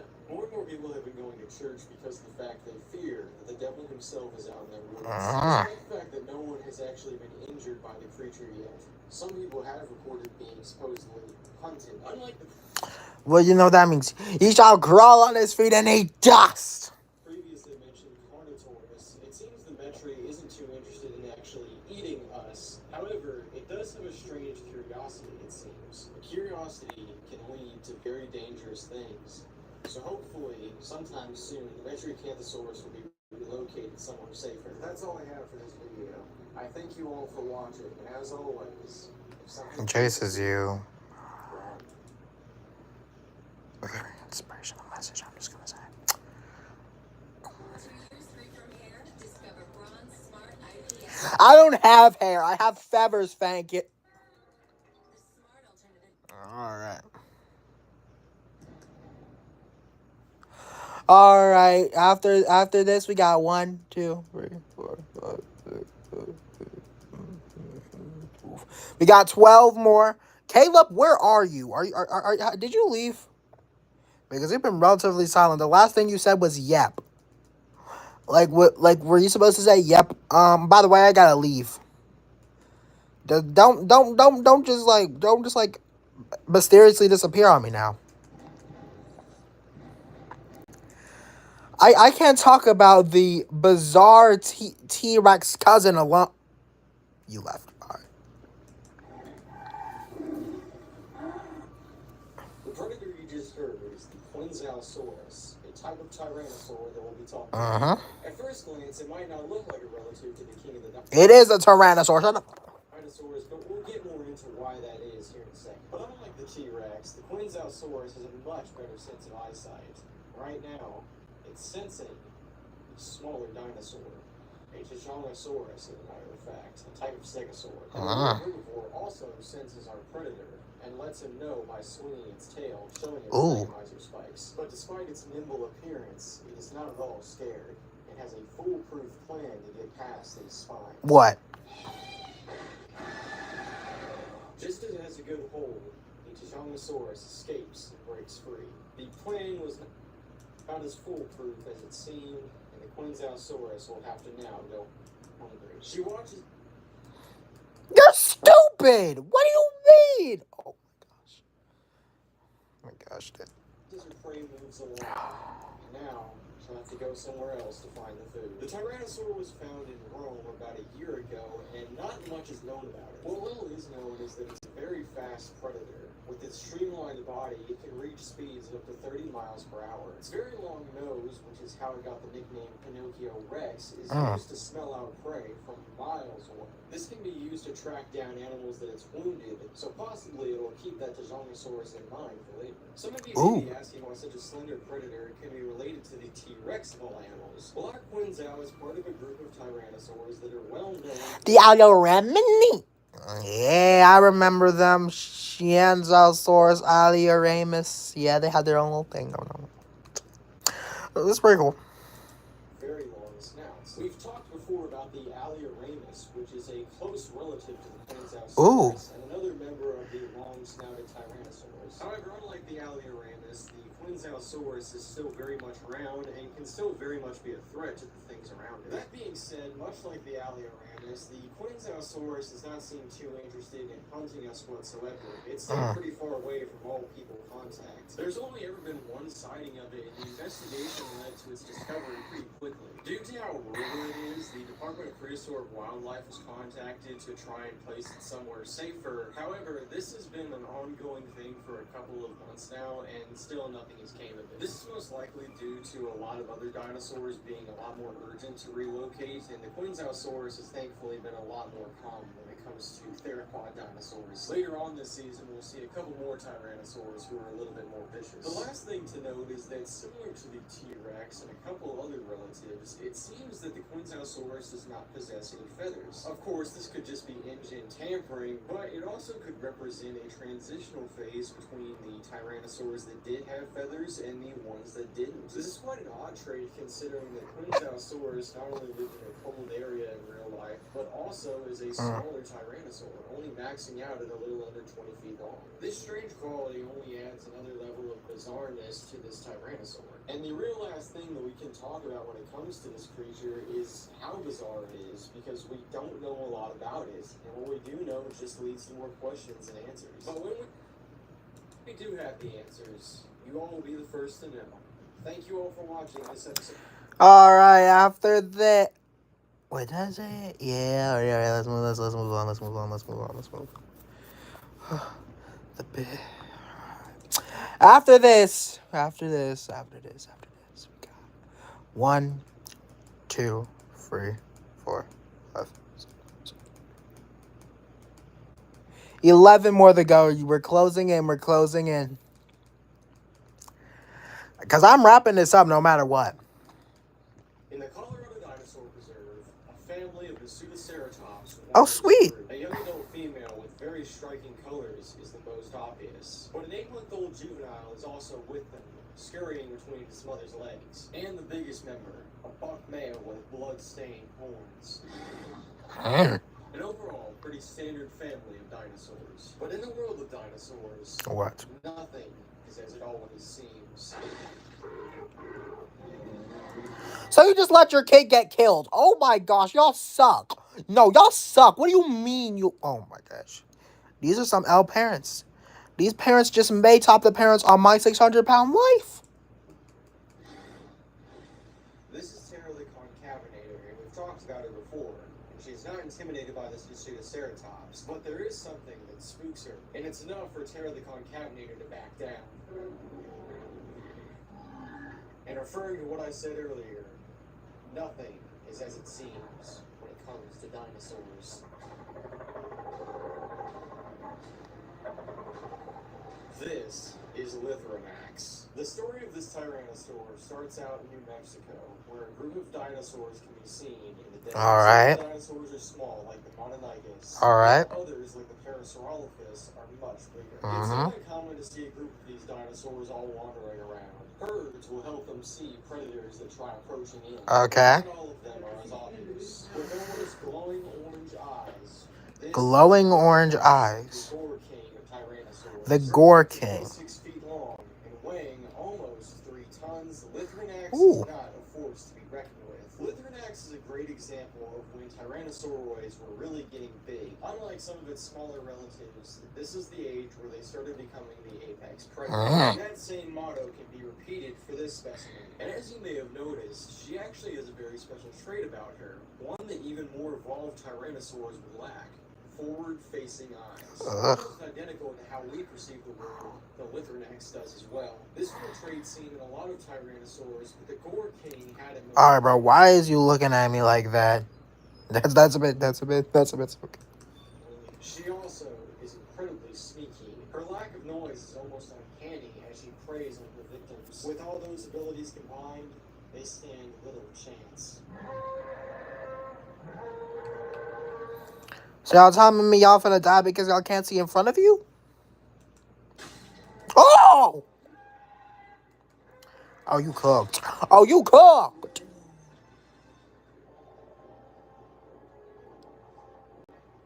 With such a sudden attack, the Parasaur did not stand a chance. If it's not clear already, this season is about carnivores, a unique group of prehistoric animals due to how most people fear them. A fear that is very warranted, especially with predators such as the Lythronax. Now, she doesn't eat people, and nor does she hunt them, but still, to those who spot a Lythronax, it strikes terror in them like nothing else. It's hard to tell that she is a very adequate hunter, and this is probably a huge part of that fear. Even internal factors that can't be seen are scary, such as her very powerful bite. It's no secret that Tyrannosaurs have incredibly strong jaws, but the Lythronax's is pretty remarkable. Of course, it's not nearly as powerful as Tyrannosaurus Rex, but when it comes to size to bite ratio, hers is the strongest. At first glance, it's not obvious why. Her skull is incredibly thin, which other Tyrannosaurs don't have. But if we look at this skull itself, we will find that it is incredibly dense. Her cranium was designed to withstand impact, but unlike Pachycephalosaurs who have a similar ability, it's not so they can headbutt or anything like that. It's so whenever she bites down, the impact is all that more powerful. In other words, the moment her teeth hit something, her jaws crush it and make the bones dust. The moment her teeth went around the Parasaur's neck, it snapped. Even if you look at everything down to the teeth, it shows they were designed to withstand force. And of course, we're only talking about a dinosaur here. If the Lythronax got its teeth around a person, well, it would not be nearly as pretty. Yeah, I would explode, I'm pretty sure. The only con about her bite that may save you is the fact she can't open her jaws very wide. It's a maybe 35-degree angle at best. And while she is fast, she is not nearly the fastest dinosaur we've covered so far. She is much more of an ambush predator, so there's a good chance to get outrunning. The Parasaur was just much more unlucky. And with its fate more than sealed, I think we'll end this episode here. Or I should say special episode, because yes, this is a mid-season special. We'll talk plenty more about some other big carnivores and some small ones too later this season. All right, that's nice. That's nice. After the and after the Megalosaurus, we got 1, 2, 3, 4, 5. Oh my gosh, dog, we're done. We're about to be done. This is incredible, man. This is incredible. Set your look with Laura Mercier setting powder with vitamin C. Effortlessly blurs skin with 24 hours.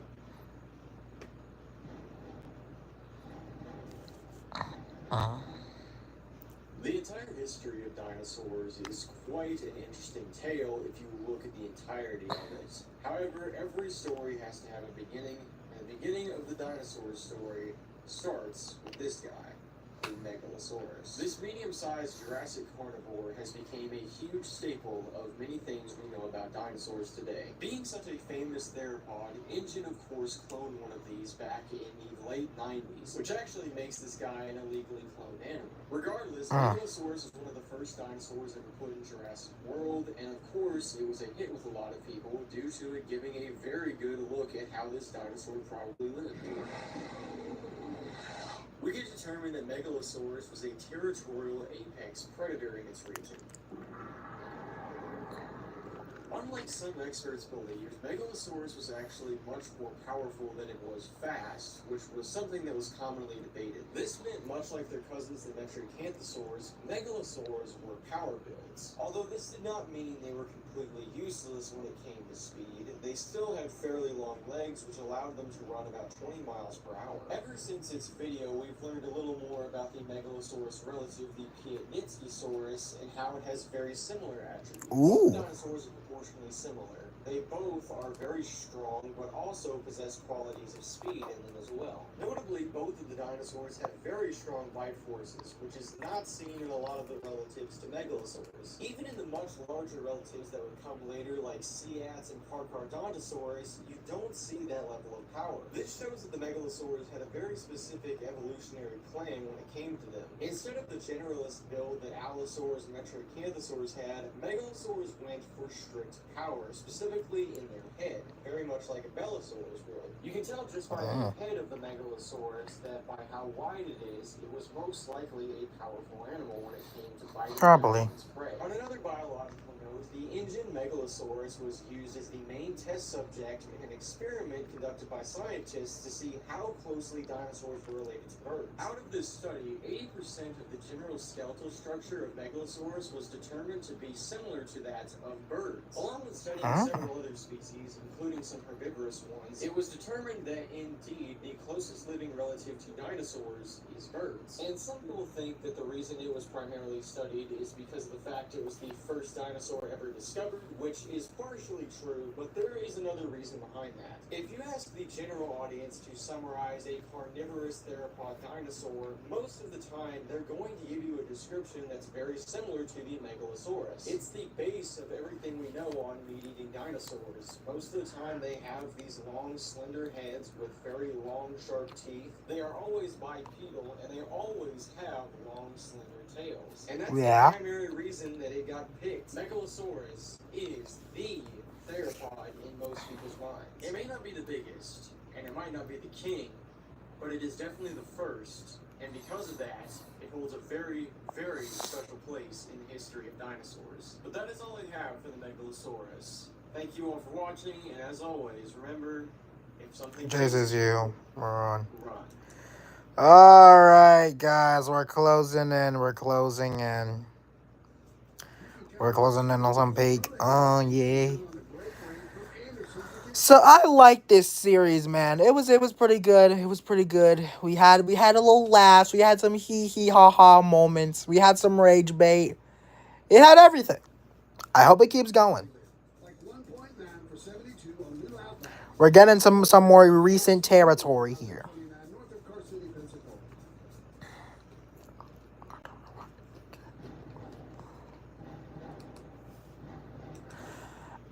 Yeah, like, this was like 10 months ago. Yeah. This was like not too long ago before my birthday. Alright. After this, we got 1, 2, 3, 4, 5, 6, 7, 9. We got 9 more to go, dude. This is great. This is great news.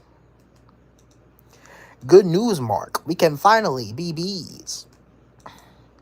And I can dip and say peace. Oh. This car has been sent out today to deal with a dinosaur situation out in Nevada. Why? Ooh, you vermin. I'm driving quite This slowly. agent has been sent out to exterminate an unwanted species. That species being the Abelisaur, known as a Crixinatosaurus, the explosive lizard. Donned with a crown of Carnotaurus-like horns, the agent did not have a hard time finding the beast. And when confronted with the agent, the Crixinatosaurus doesn't have a hard time surrounding it, circling its prey. But the deployed mercenary is being paid to deal with this animal. With a large grenade launcher, he'll have no problem with that. What grenade launcher? Hey, wait, whoa. What do you need a grenade launcher for? Oh, okay, I need to quiet down, dude. But, bro, you cannot just tell me all that information at once, bro. Once the smoke clears, the Abelisaur is gone. The job is done. Or so thought. No, it's not. With its incredibly strong head, the Crixinatosaurus flips over the vehicle.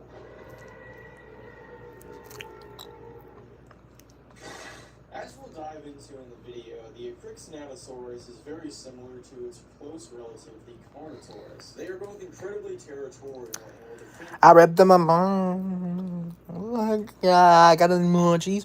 into their home as much as they can. But of course, you've noticed the very similar head ornamentation that both of these Abelisaurs have. These two horns were not known on a Crixinatosaurus when the original skeleton was discovered. However, it was found when the Injun variant was cloned that it's a sexual dimorphic trait. Only the males possess these horns, meaning that this is a buck Crixinatosaurus. This form of drastic sexual dimorphism has only been seen in a couple of pterosaurs and a lot of ceratopsians, this being the first time a theropod has exhibited the trait. It's been theorized that the Crixinatosaurus horns are not just for display, but also for rutting seasons. Studies have backed this up by showing an incredible amount of testosterone in the male Crixinatosaurus specimens.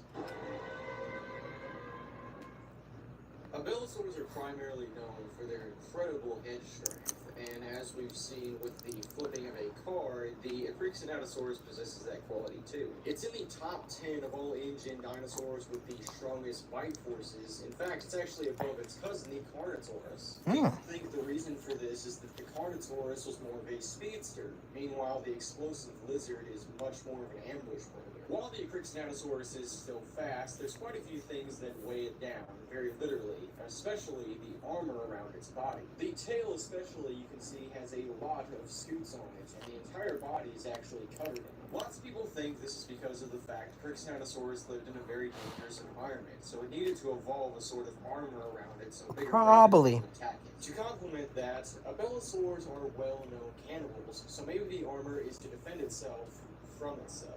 However, for the time being, the Acrixinatosaurus has not needed that armor whatsoever. Much like a lot of the other theropods we've covered so far, this dinosaur has become the top predator in its environment. Not to mention, it does also live with a few more dinosaurs. It's not the only one here in this Nevada desert. Hell, its territory is shared by a few other carnivores that we'll cover during this season. But for now, that's all I have on the Acrixinatosaurus. I recommend anyone in the Nevada area also make sure that you're careful whenever you're out in the desert. Dog, what is so scary that I could find in the desert, bro?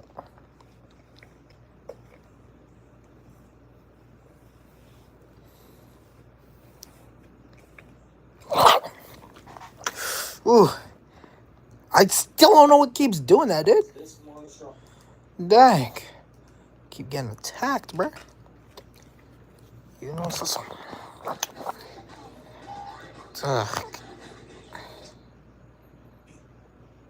Alright, let's get going. Let's go. Centrum Silver is clinically proven to support memory in older adults. You did it with Centrum Silver. Yippee! I'm not an old adult. After this, we got. Well, we might as well do a countdown. After this, we got 1, 2, 3, 4, 8. We got 8 more to go, dude. I'm not sure this is 8. 1. Alright. Back in the desert of Nevada, a Mononychus roams. We've talked about this dinosaur. Hold up. When was this? This was September 12th. This is like very close to my birthday. And while it does classify as a carnivorous dinosaur, it is not the subject of today's video. When we originally covered it, we said the Mononychus is one of the fastest dinosaurs that anyone has ever created. And while that is still true, there are other dinosaurs that are faster. But much like the Roadrunner, the Mononychus is very agile and even more surveillant of its surroundings. But as the light begins to dim, there are predators that stalk the horizon.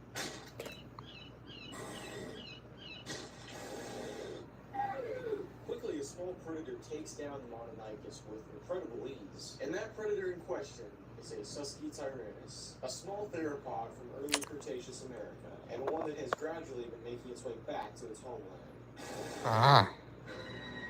This bird-like dinosaur has been spotted quite a lot in the past couple of months over the southern United States. While it's only been spotted in 3 states, in 2 of them there was over 30 Susquityrannuses. And while it is a smaller dinosaur, this still has become quite a big issue in this area. The epidemic has become so bad to where the government has tried stepping in and relocating them, but even if they did, it seems their production numbers would go up through the roof and they would take over that spot too. Because of that, some people are even suggesting to move them to Antarctica, making them the first dinosaur to appear there, which is pretty funny and kind of cool in a way. The main problem with having so Moving them to Antarctica is crazy, dude. Oh, we're getting so dang close, bro.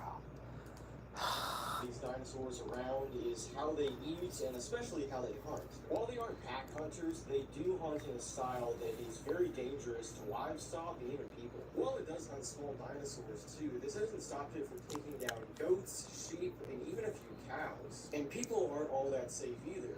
While not confirmed, there is an alleged report of a man being attacked attacked by one in Oklahoma. Even though he survived, it was still a pretty gnarly scene. Although that report is still very alleged and has not been confirmed yet, as said. With a small size of about 15 feet long and only about 3.5 feet tall, though, they are not at first a huge threat. Like I mentioned, they aren't pack hunters, so they usually stay to themselves, and because of that, they can be easily taken down. But know that these guys are excellent camouflagers and use that to their advantage while stalking their prey. Their large eyes are also some of the best of any theropod we've ever seen. It makes it very easy for them to see things during the dusk time especially, which is why we see it hunting during the evening. But no matter where and what it hunts, there is still the question of why is there so many of them? Yeah. We have to talk about how InGen themselves are not actually suspected of making this guy. Instead, Biosyn are the ones that are presumed to have Probably.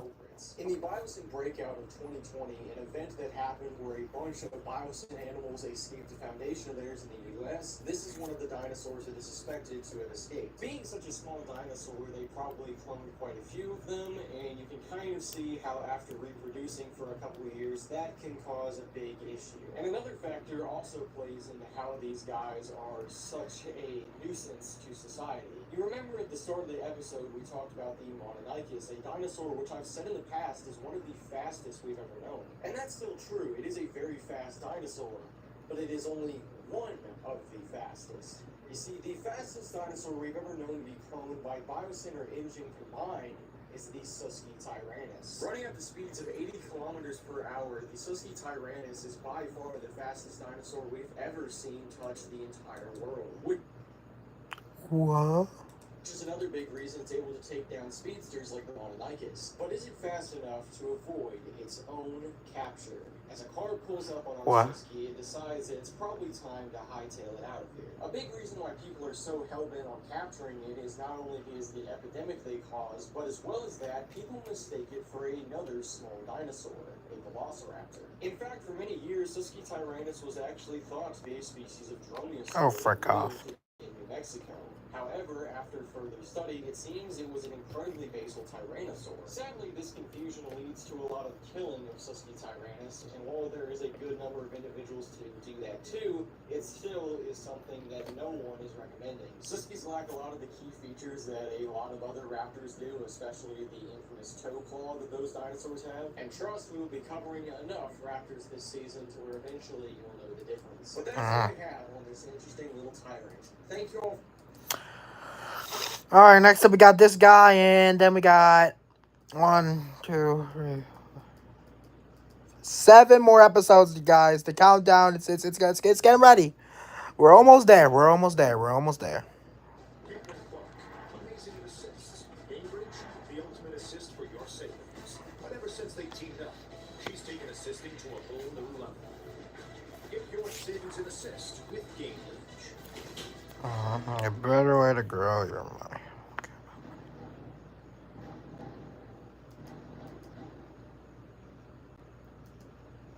When we had talked about the Acrixinatosaurus, we had mentioned that it lived alongside a few other prehistoric animals. And one of them is the subject of today, the Ornithocheirus. A very recognizable pterosaur due to its large crest on its beak, as well as its very striking color scheme. Yeah. Besides being a beautiful pterosaur, the Ornithocheirus is quite unique in a couple of ways. To begin, some of you might recognize this as the biggest pterosaur ever, or at least it was once thought to be.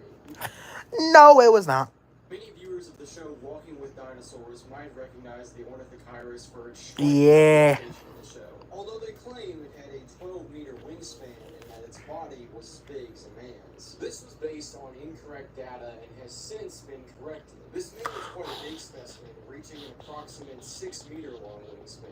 Although this doesn't mean the show was entirely incorrect with everything they said about this giant pterosaur. In the show, it is said that they are nomadic. They travel the world without a specific home, which is true for the real-life version, too. The Ornithocheirus has been seen flying over entire countrysides into different continents, even across seas. Over 20 specimens have been ID'd, and none of them follow a specific flight pattern. Some scientists have even nicknamed them the Lost Travelers, as it seems they have no specific direction, no home, no nothing, just traveling in the skies. Going back to Walking with Dinosaurs, one thing they did actually get right is the teeth that the Ornithochirus had. In fact, the Ornithochirus is famous for being one of the largest toothed pterosaurs ever found. The engine variant, however, does not possess any teeth, instead having a completely toothless frame. Other subtle inaccuracies include a lack of pycnofibers, and while there is still some on the body, there is not nearly enough, as well as having a long tail, which Ornithochirus is not known to have had. But these differences have not hindered it at all. In fact, as I said earlier, the Ornithochirus has quite a few individuals that are flying in the skies. This is due to how the females usually lay up to 50 eggs, and only about 10% of those actually survive. A good way to tell the difference between a male and female Ornithochirus is due to the very prevalent sexual dimorphism in them. The specimen we've been following is a male, and you can easily tell based on the red along the beak. What's with all these male and female like pterosaurs? Like, bro, you don't have to. You could always. Hold on, do something real quick. Pull off some parkour. Y'all have to do that, man. Alright, after this we got the Irritator, and after that we got 1, 2. We're getting closer, dude. We're getting closer. Just give it time. Those crests. Now, some of you might be wondering why I'm talking about the Ornithochirus during the 80s season of carnivores. Well, as it turns out, this is very much a carnivorous pterosaur. Instead of vultures dining on the remnants of dead animals, the Ornithochirus is seen to take up that position itself. To add on to that, the male that we see here is currently searching for insects to eat. After determining a lack of food, he flies off to continue his nomadic life. Yeah. However, thankfully, they seem to be somewhat scared of people, so there has been no attacks on humans as of the last Nice. known about the species. Last thing to note is that you may see some similarities in this pterosaur and its close cousin, the Tropicgnathus. Fun fact about the Tropicgnathus, actually, the size estimate used in Walking with Dinosaurs is based off the Tropicgnathus itself, but that's more for a video of its own. And that's all I have on the Ornithochirus. Thank you for watching. Alright, next up we got the Irritator, and then after the Irritator we can even after we got 1, 2. We are getting so dang close, bruh. This has been a journey. It's currently 10:03. I'm usually watching TV at this point, but right here I'm watching InGen Dinosaur Profile.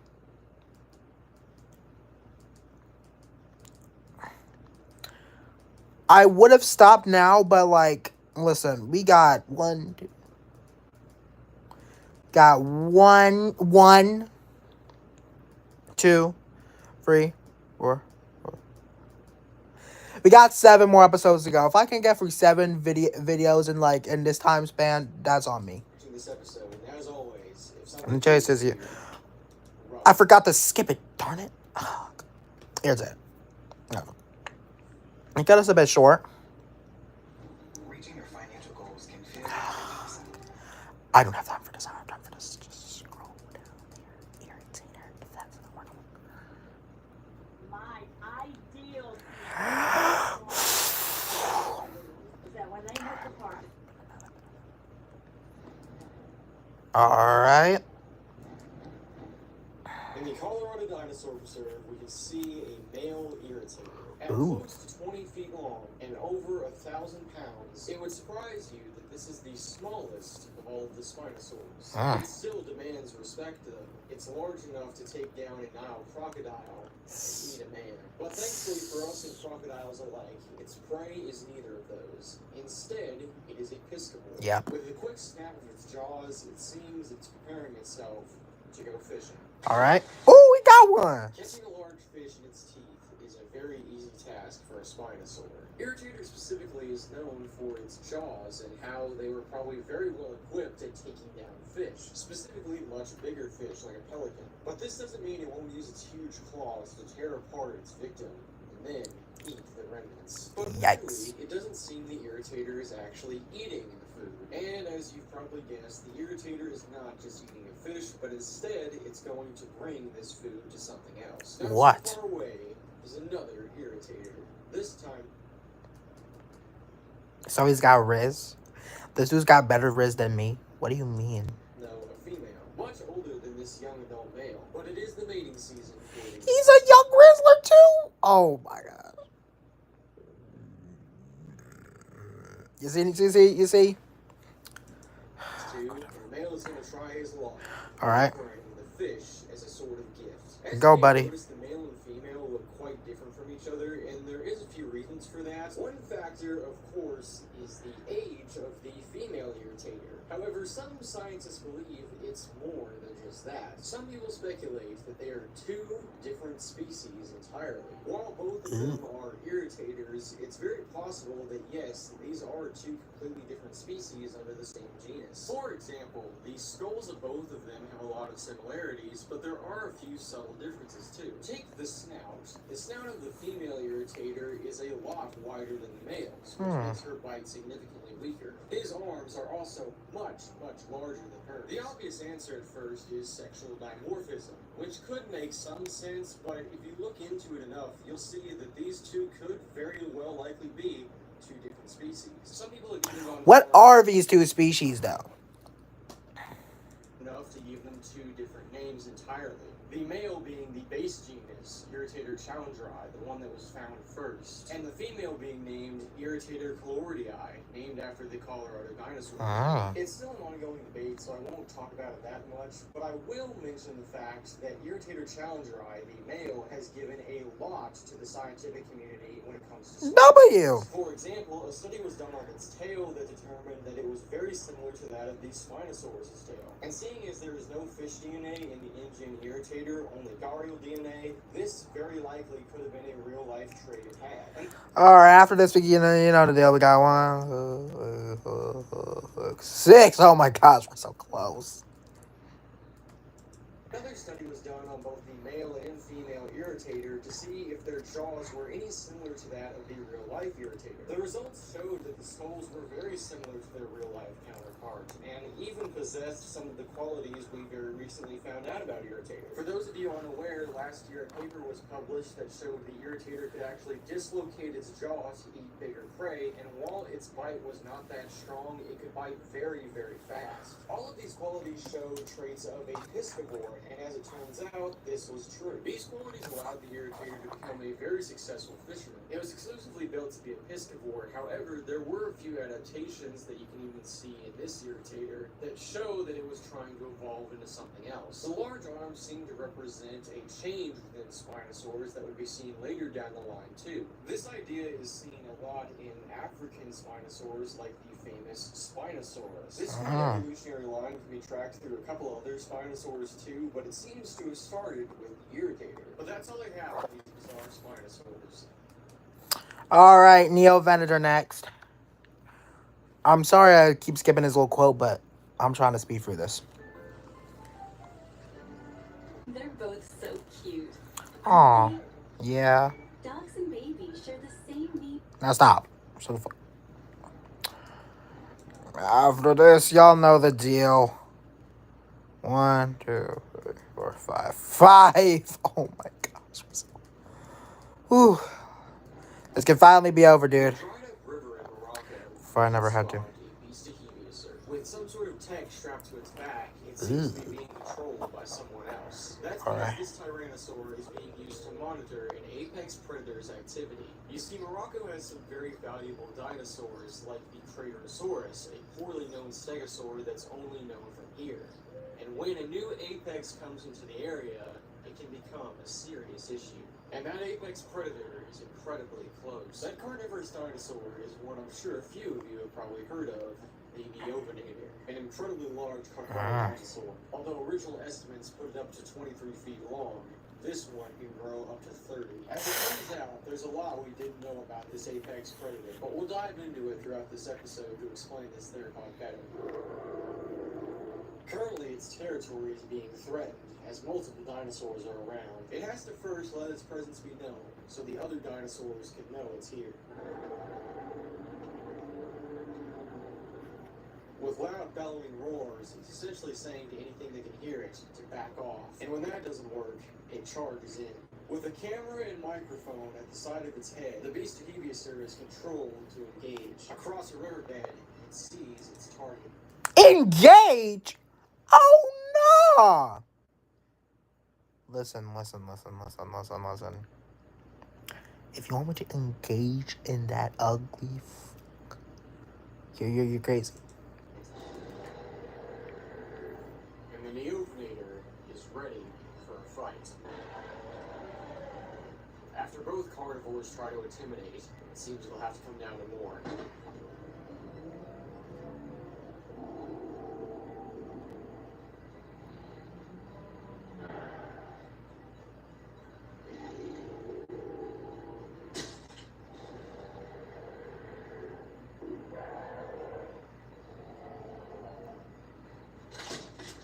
It may seem at first that the Neovenator has won this battle. However, as it takes its powerful jaws off of it, it makes a crucial mistake. Free from its capture gear, the Beast of Heaviosur runs away, and the Neovenator lets its place, the Alpha Predator, be known.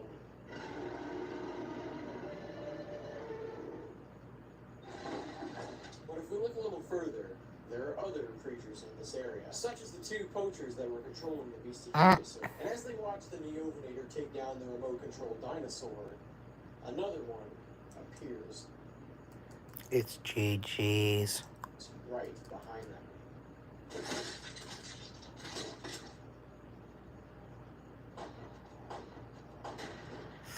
After shooting a few rounds into the Mohawked Predator, it's obvious that its hide is The Mohawked Predator, bro. This is Loki B. too tough to be penetrated. The Neovenator's DNA was spliced with that of Komodo dragons to fit the engine genome, and this makes its skin incredibly rough. This second Neovenator, much like the first, is a male, and it's guarding its territory. Similar to several other predators we've mentioned this season, the Neovenator is incredibly territorial. Although, unlike the two other dinosaurs we've covered with that trait, it is not an Abelisaur. Instead, as said earlier, it is a Carcharodontosaur. So, it's more closely related to that of Ceats, No, it's a Neovenator.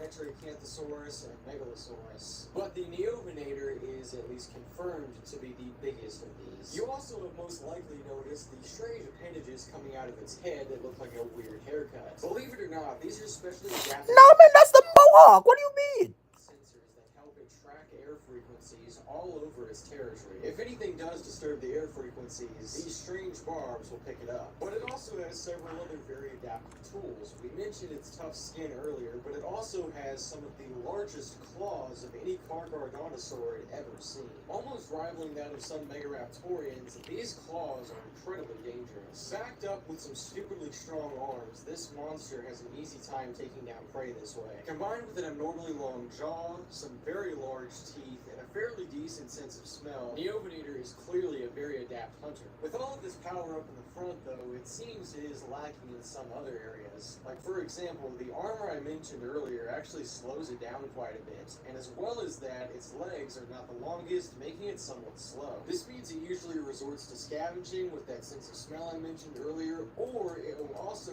use its long jaws and its large arms to strike out at prey like an ambush predator would. What makes it especially dangerous, though, is its frequency across the world. At least 10 separate individuals have been spotted, and in this area alone, there's 2 as shown. This means they've been a danger to people, the populations around them, and even themselves in some cases. With one particular instance in Great Britain, a Neovenator ran out into traffic, which not only got several people injured, but it actually got the dinosaur killed, too.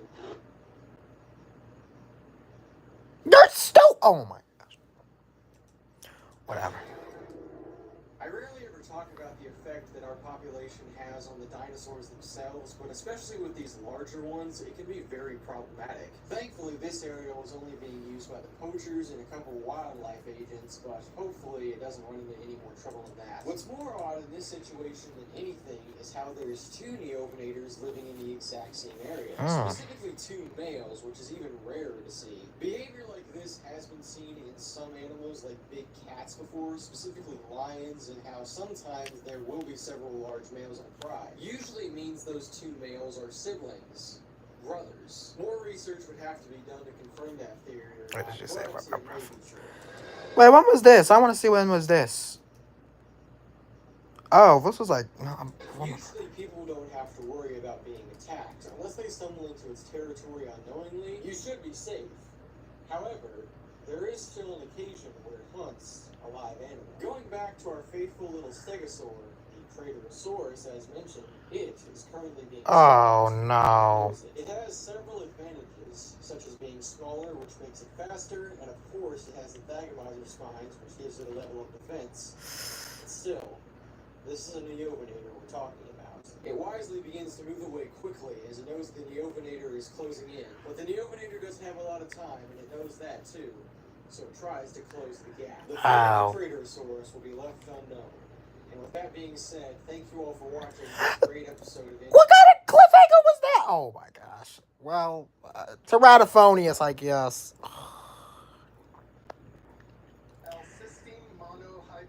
Oh my goodness. We're getting close. We're getting close. After this, we got one. After this,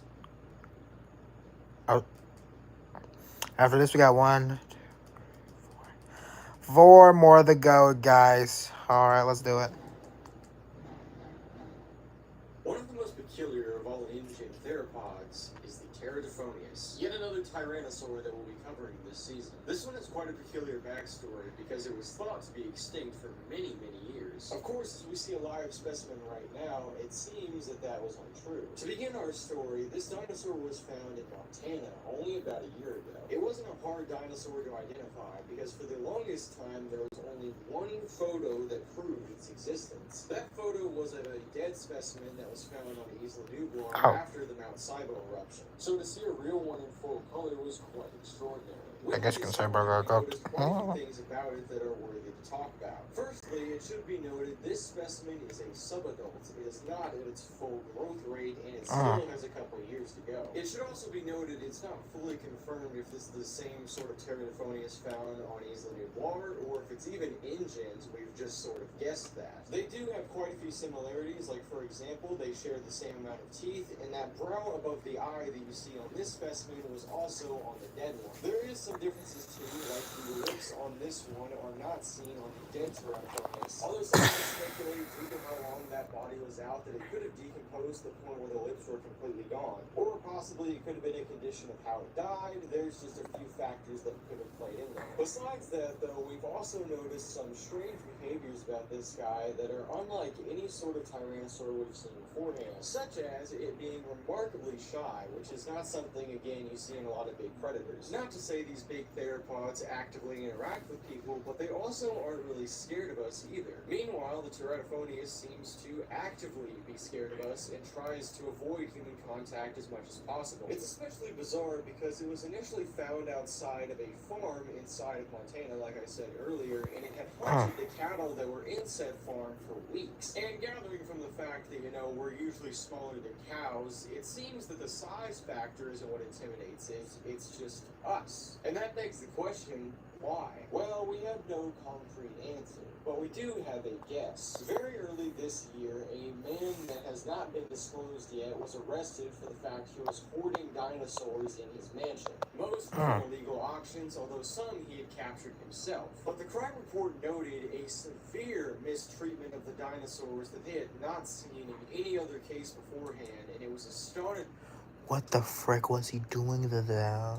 The amount of abuse these animals were going through. And this mansion was, of course, in Montana, only 7 miles south of the farm that Teratophonius is currently living in. And the behavior that it shows towards people is very similar to that of abused animals, which is incredibly sad. However, it would explain its shy nature. But due to how this is the only specimen of its kind that we've currently found, it's actually on a very protected list, and it is currently being monitored 24/7 by the national authorities. Hopefully with that protection, it will remain safe. But regardless, more research has to be done to understand this beautiful tyrant, to see what it was like in real life, and seeing how that compares to the InGen variant. With that being said, that's all I have on the mysterious Teratophonius. Thank you all for watching. Alright, guys, let's wrap this crap up. We know pests, we know the South, we're going to keep your home protected. Working unsafely around underground utilities could put you at risk for outages, injury, and loss of life. Don't risk it.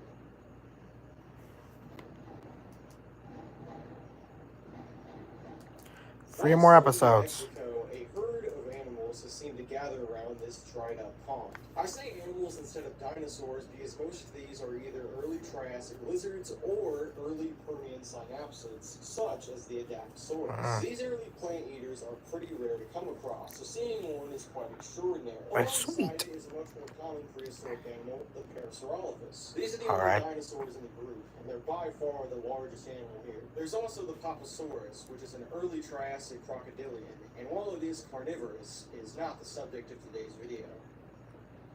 Oh gosh. This sail is probably quite familiar to some of you, especially to those of you who are familiar with non-dinosaur early prehistoric animals. Yep. Of course, I'm talking about one of the first apex predators, the Dimetrodon. While they only grow up to 15 feet long and a little under 400 pounds, this does not make them any less of a powerhouse than they are. What you are looking at is the Tyrannosaurus before the dinosaurs existed, and one of the earliest big carnivores is about to strike this herd. It spots the member of the herd it's going to target and prepares to charge. Right now, the Dimetrodon is too far away for any of the members of the herd to actually see it, and therefore they are oblivious. They are all in a state of calm until danger finally strikes.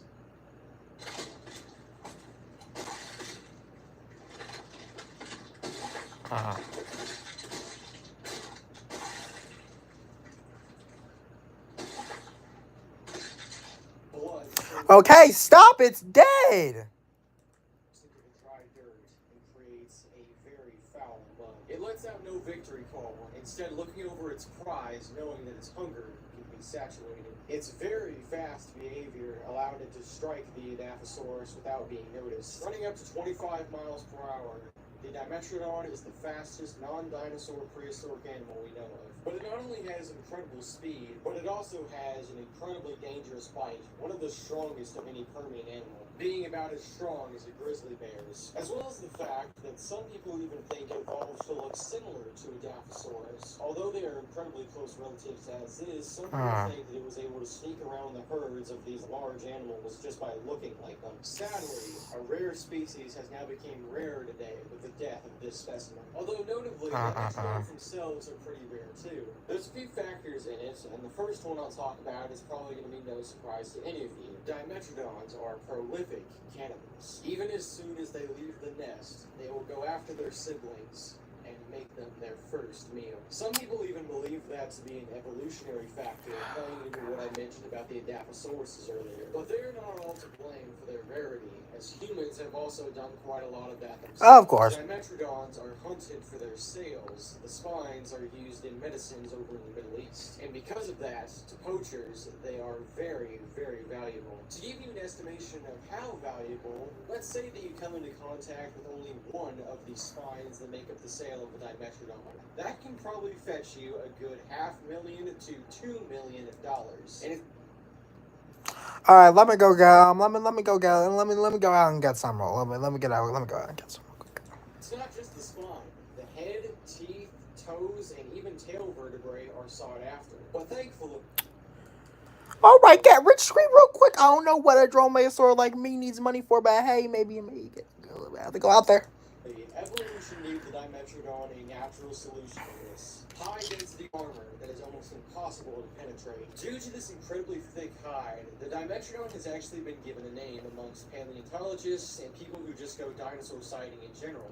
The bullet catcher. Even this Dimetrodon, we found 2 rounds of .22 ammo in its back, just below the sail, which, if hit, can probably hurt it quite a lot. As you notice, the sail is made up of a very thin layer of skin which covers the spinal column, and this exterior piece of skin can be easily torn through, which means if a bullet hits it right in the spine, it will break. And I'm sure I don't have to explain what a broken spine for any animal can do to it. However, this is not widely known knowledge, so most people tend to shoot for the heart or even sometimes the head, which itself is also pretty heavily armored. But even still, our Dimetrodon is quite a vulnerable animal. So because of this, it's been recommended that if you spot one somehow, call in the authorities right away so it can be relocated. But that is all I have with the Dimetrodon.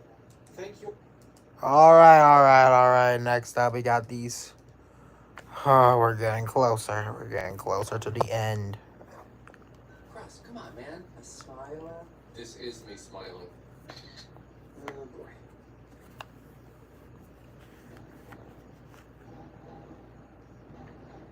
While renovating a building, a group of construction workers found a dinosaur living amongst the abandoned house. And that dinosaur is Calescus, a type of very early tyrannosaur. Being nearly as large as a man, everyone had to evacuate. Although we were nearly not allowed to film here, because this dinosaur was found in North Korea. Of course it was. We were only given 1 hour to film the dinosaur before we had to leave.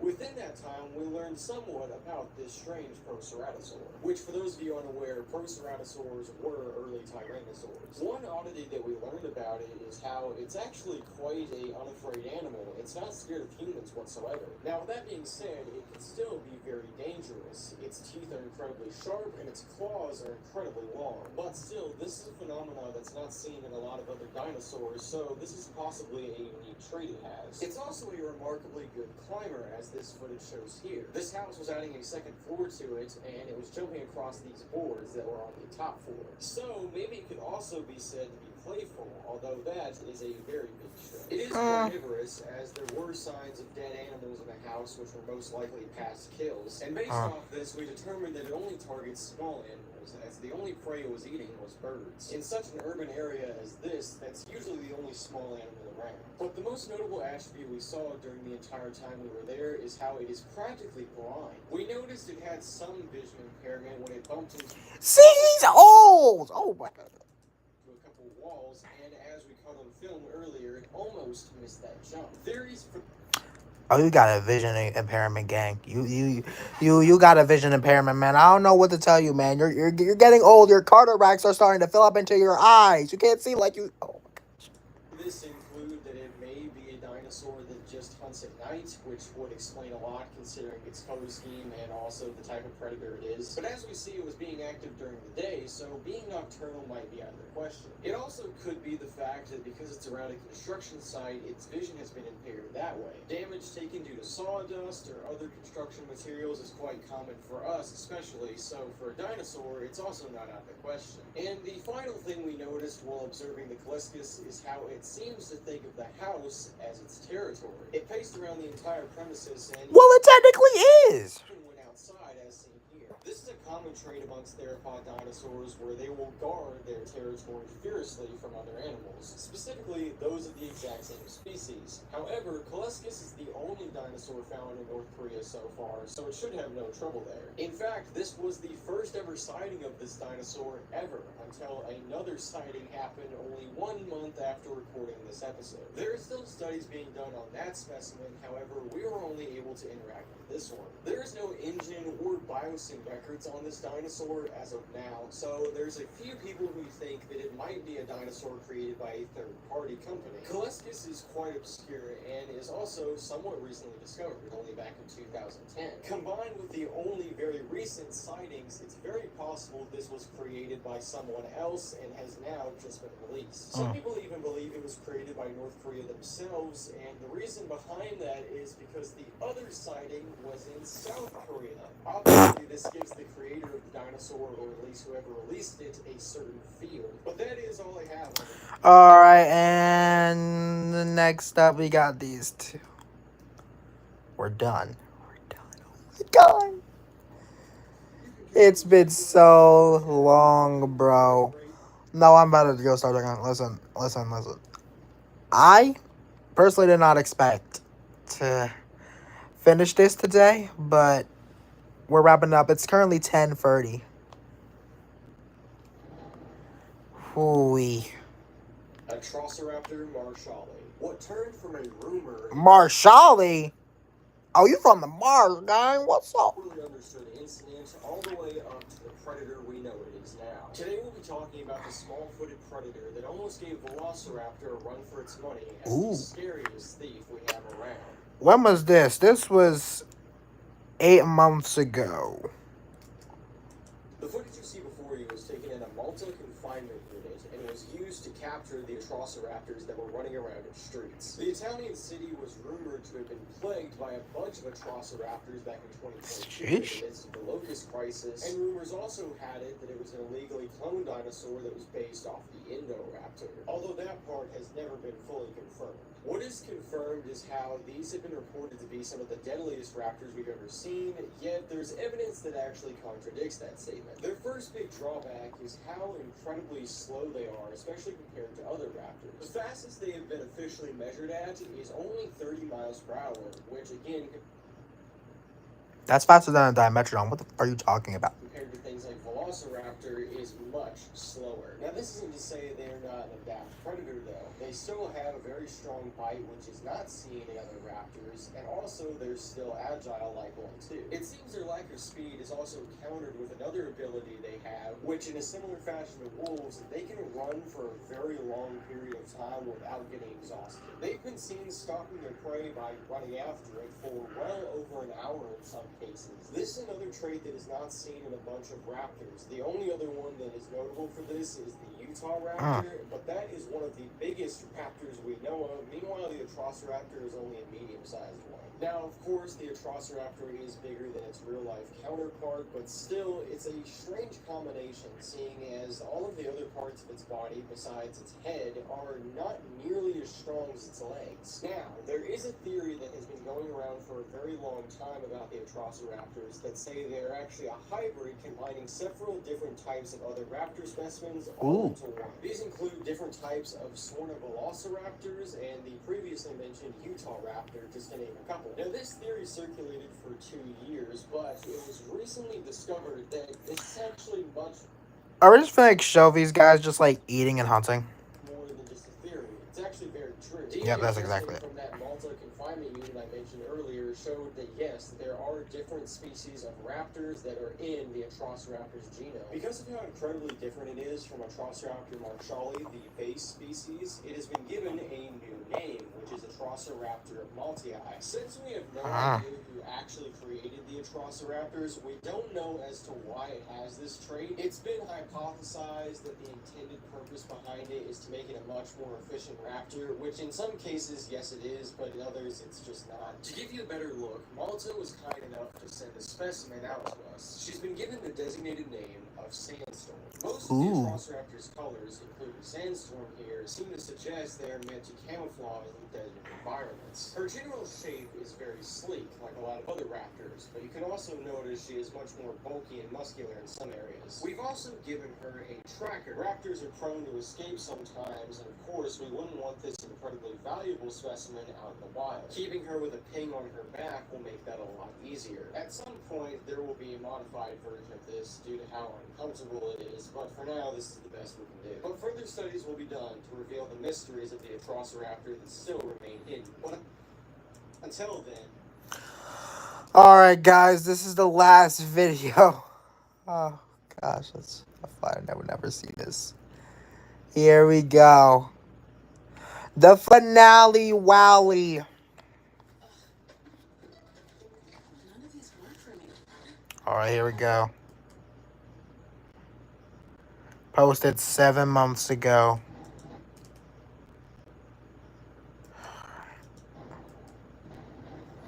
Here we go. We've been building up to this episode for a very long time now. Today we'll be I have the to. most famous dinosaur of all time, the Tyrannosaurus Rex, Ooh. aka Rexy.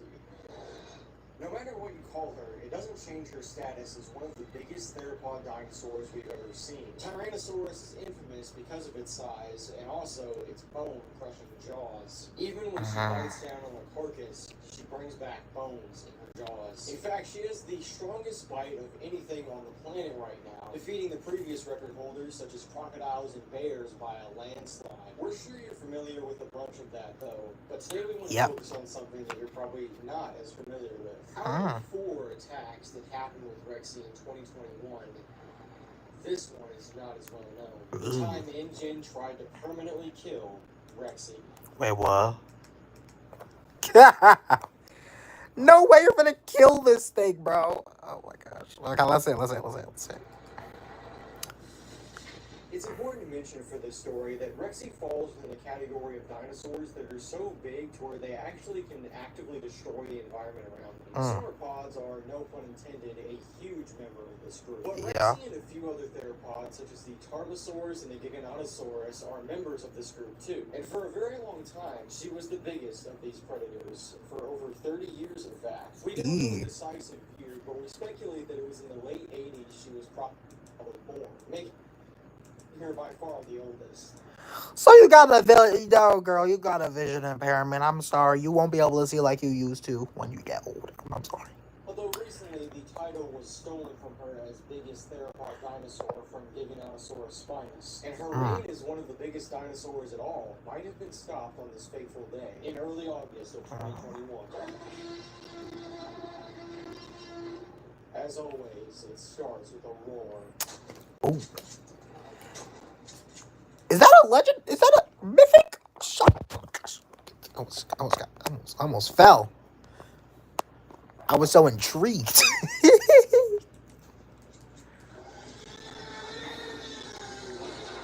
Oh. Oh. But the attack is far from over. And you're cooked. Oh, helicopter? Helicopter. Oh.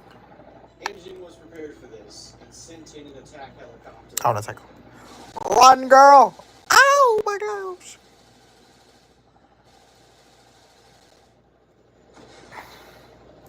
All right, I think she's dead. Oh my gosh. Y'all really are trying to kill her.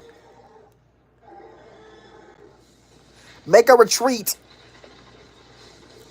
Yep, she's making a retreat. Oh my gosh. But one crucial mistake. Uh-oh.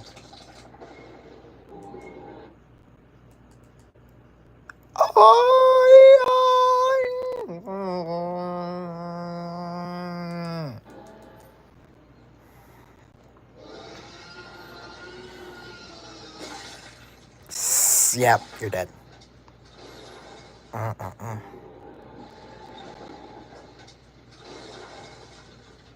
Like always, Engine's attempts fail.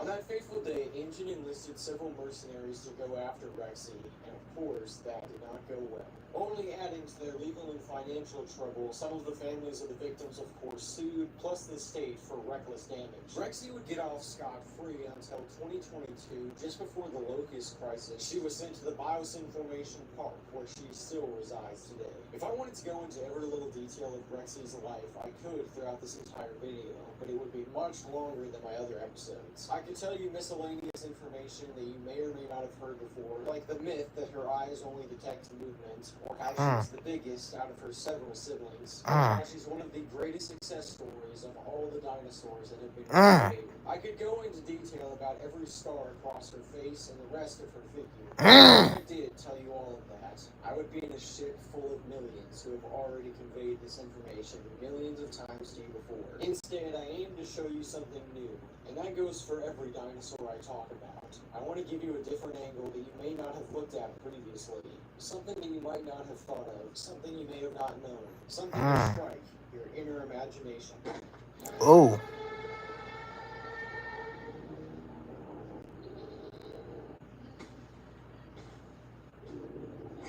Something that intrigues you like nothing else.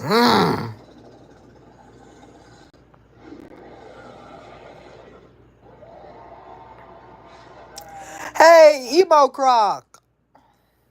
Something fascinating. Emo Croc, no.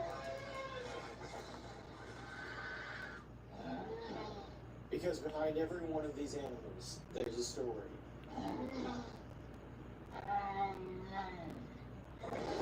Whether we've never talked of them before.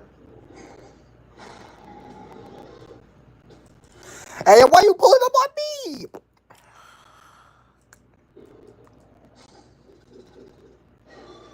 Or familiar faces.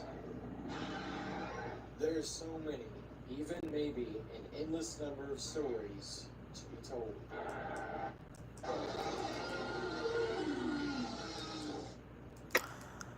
And that's... Hold on, let me see. As always, thank you for watching. And remember, If something chases you, run. And that's it, everybody. InGen Dinosaur Profile. What did I think of it? It was fantastic. From episode 1 all the way to... I don't know what episode now. Well, that's it. As I've been saying now, bye-bye.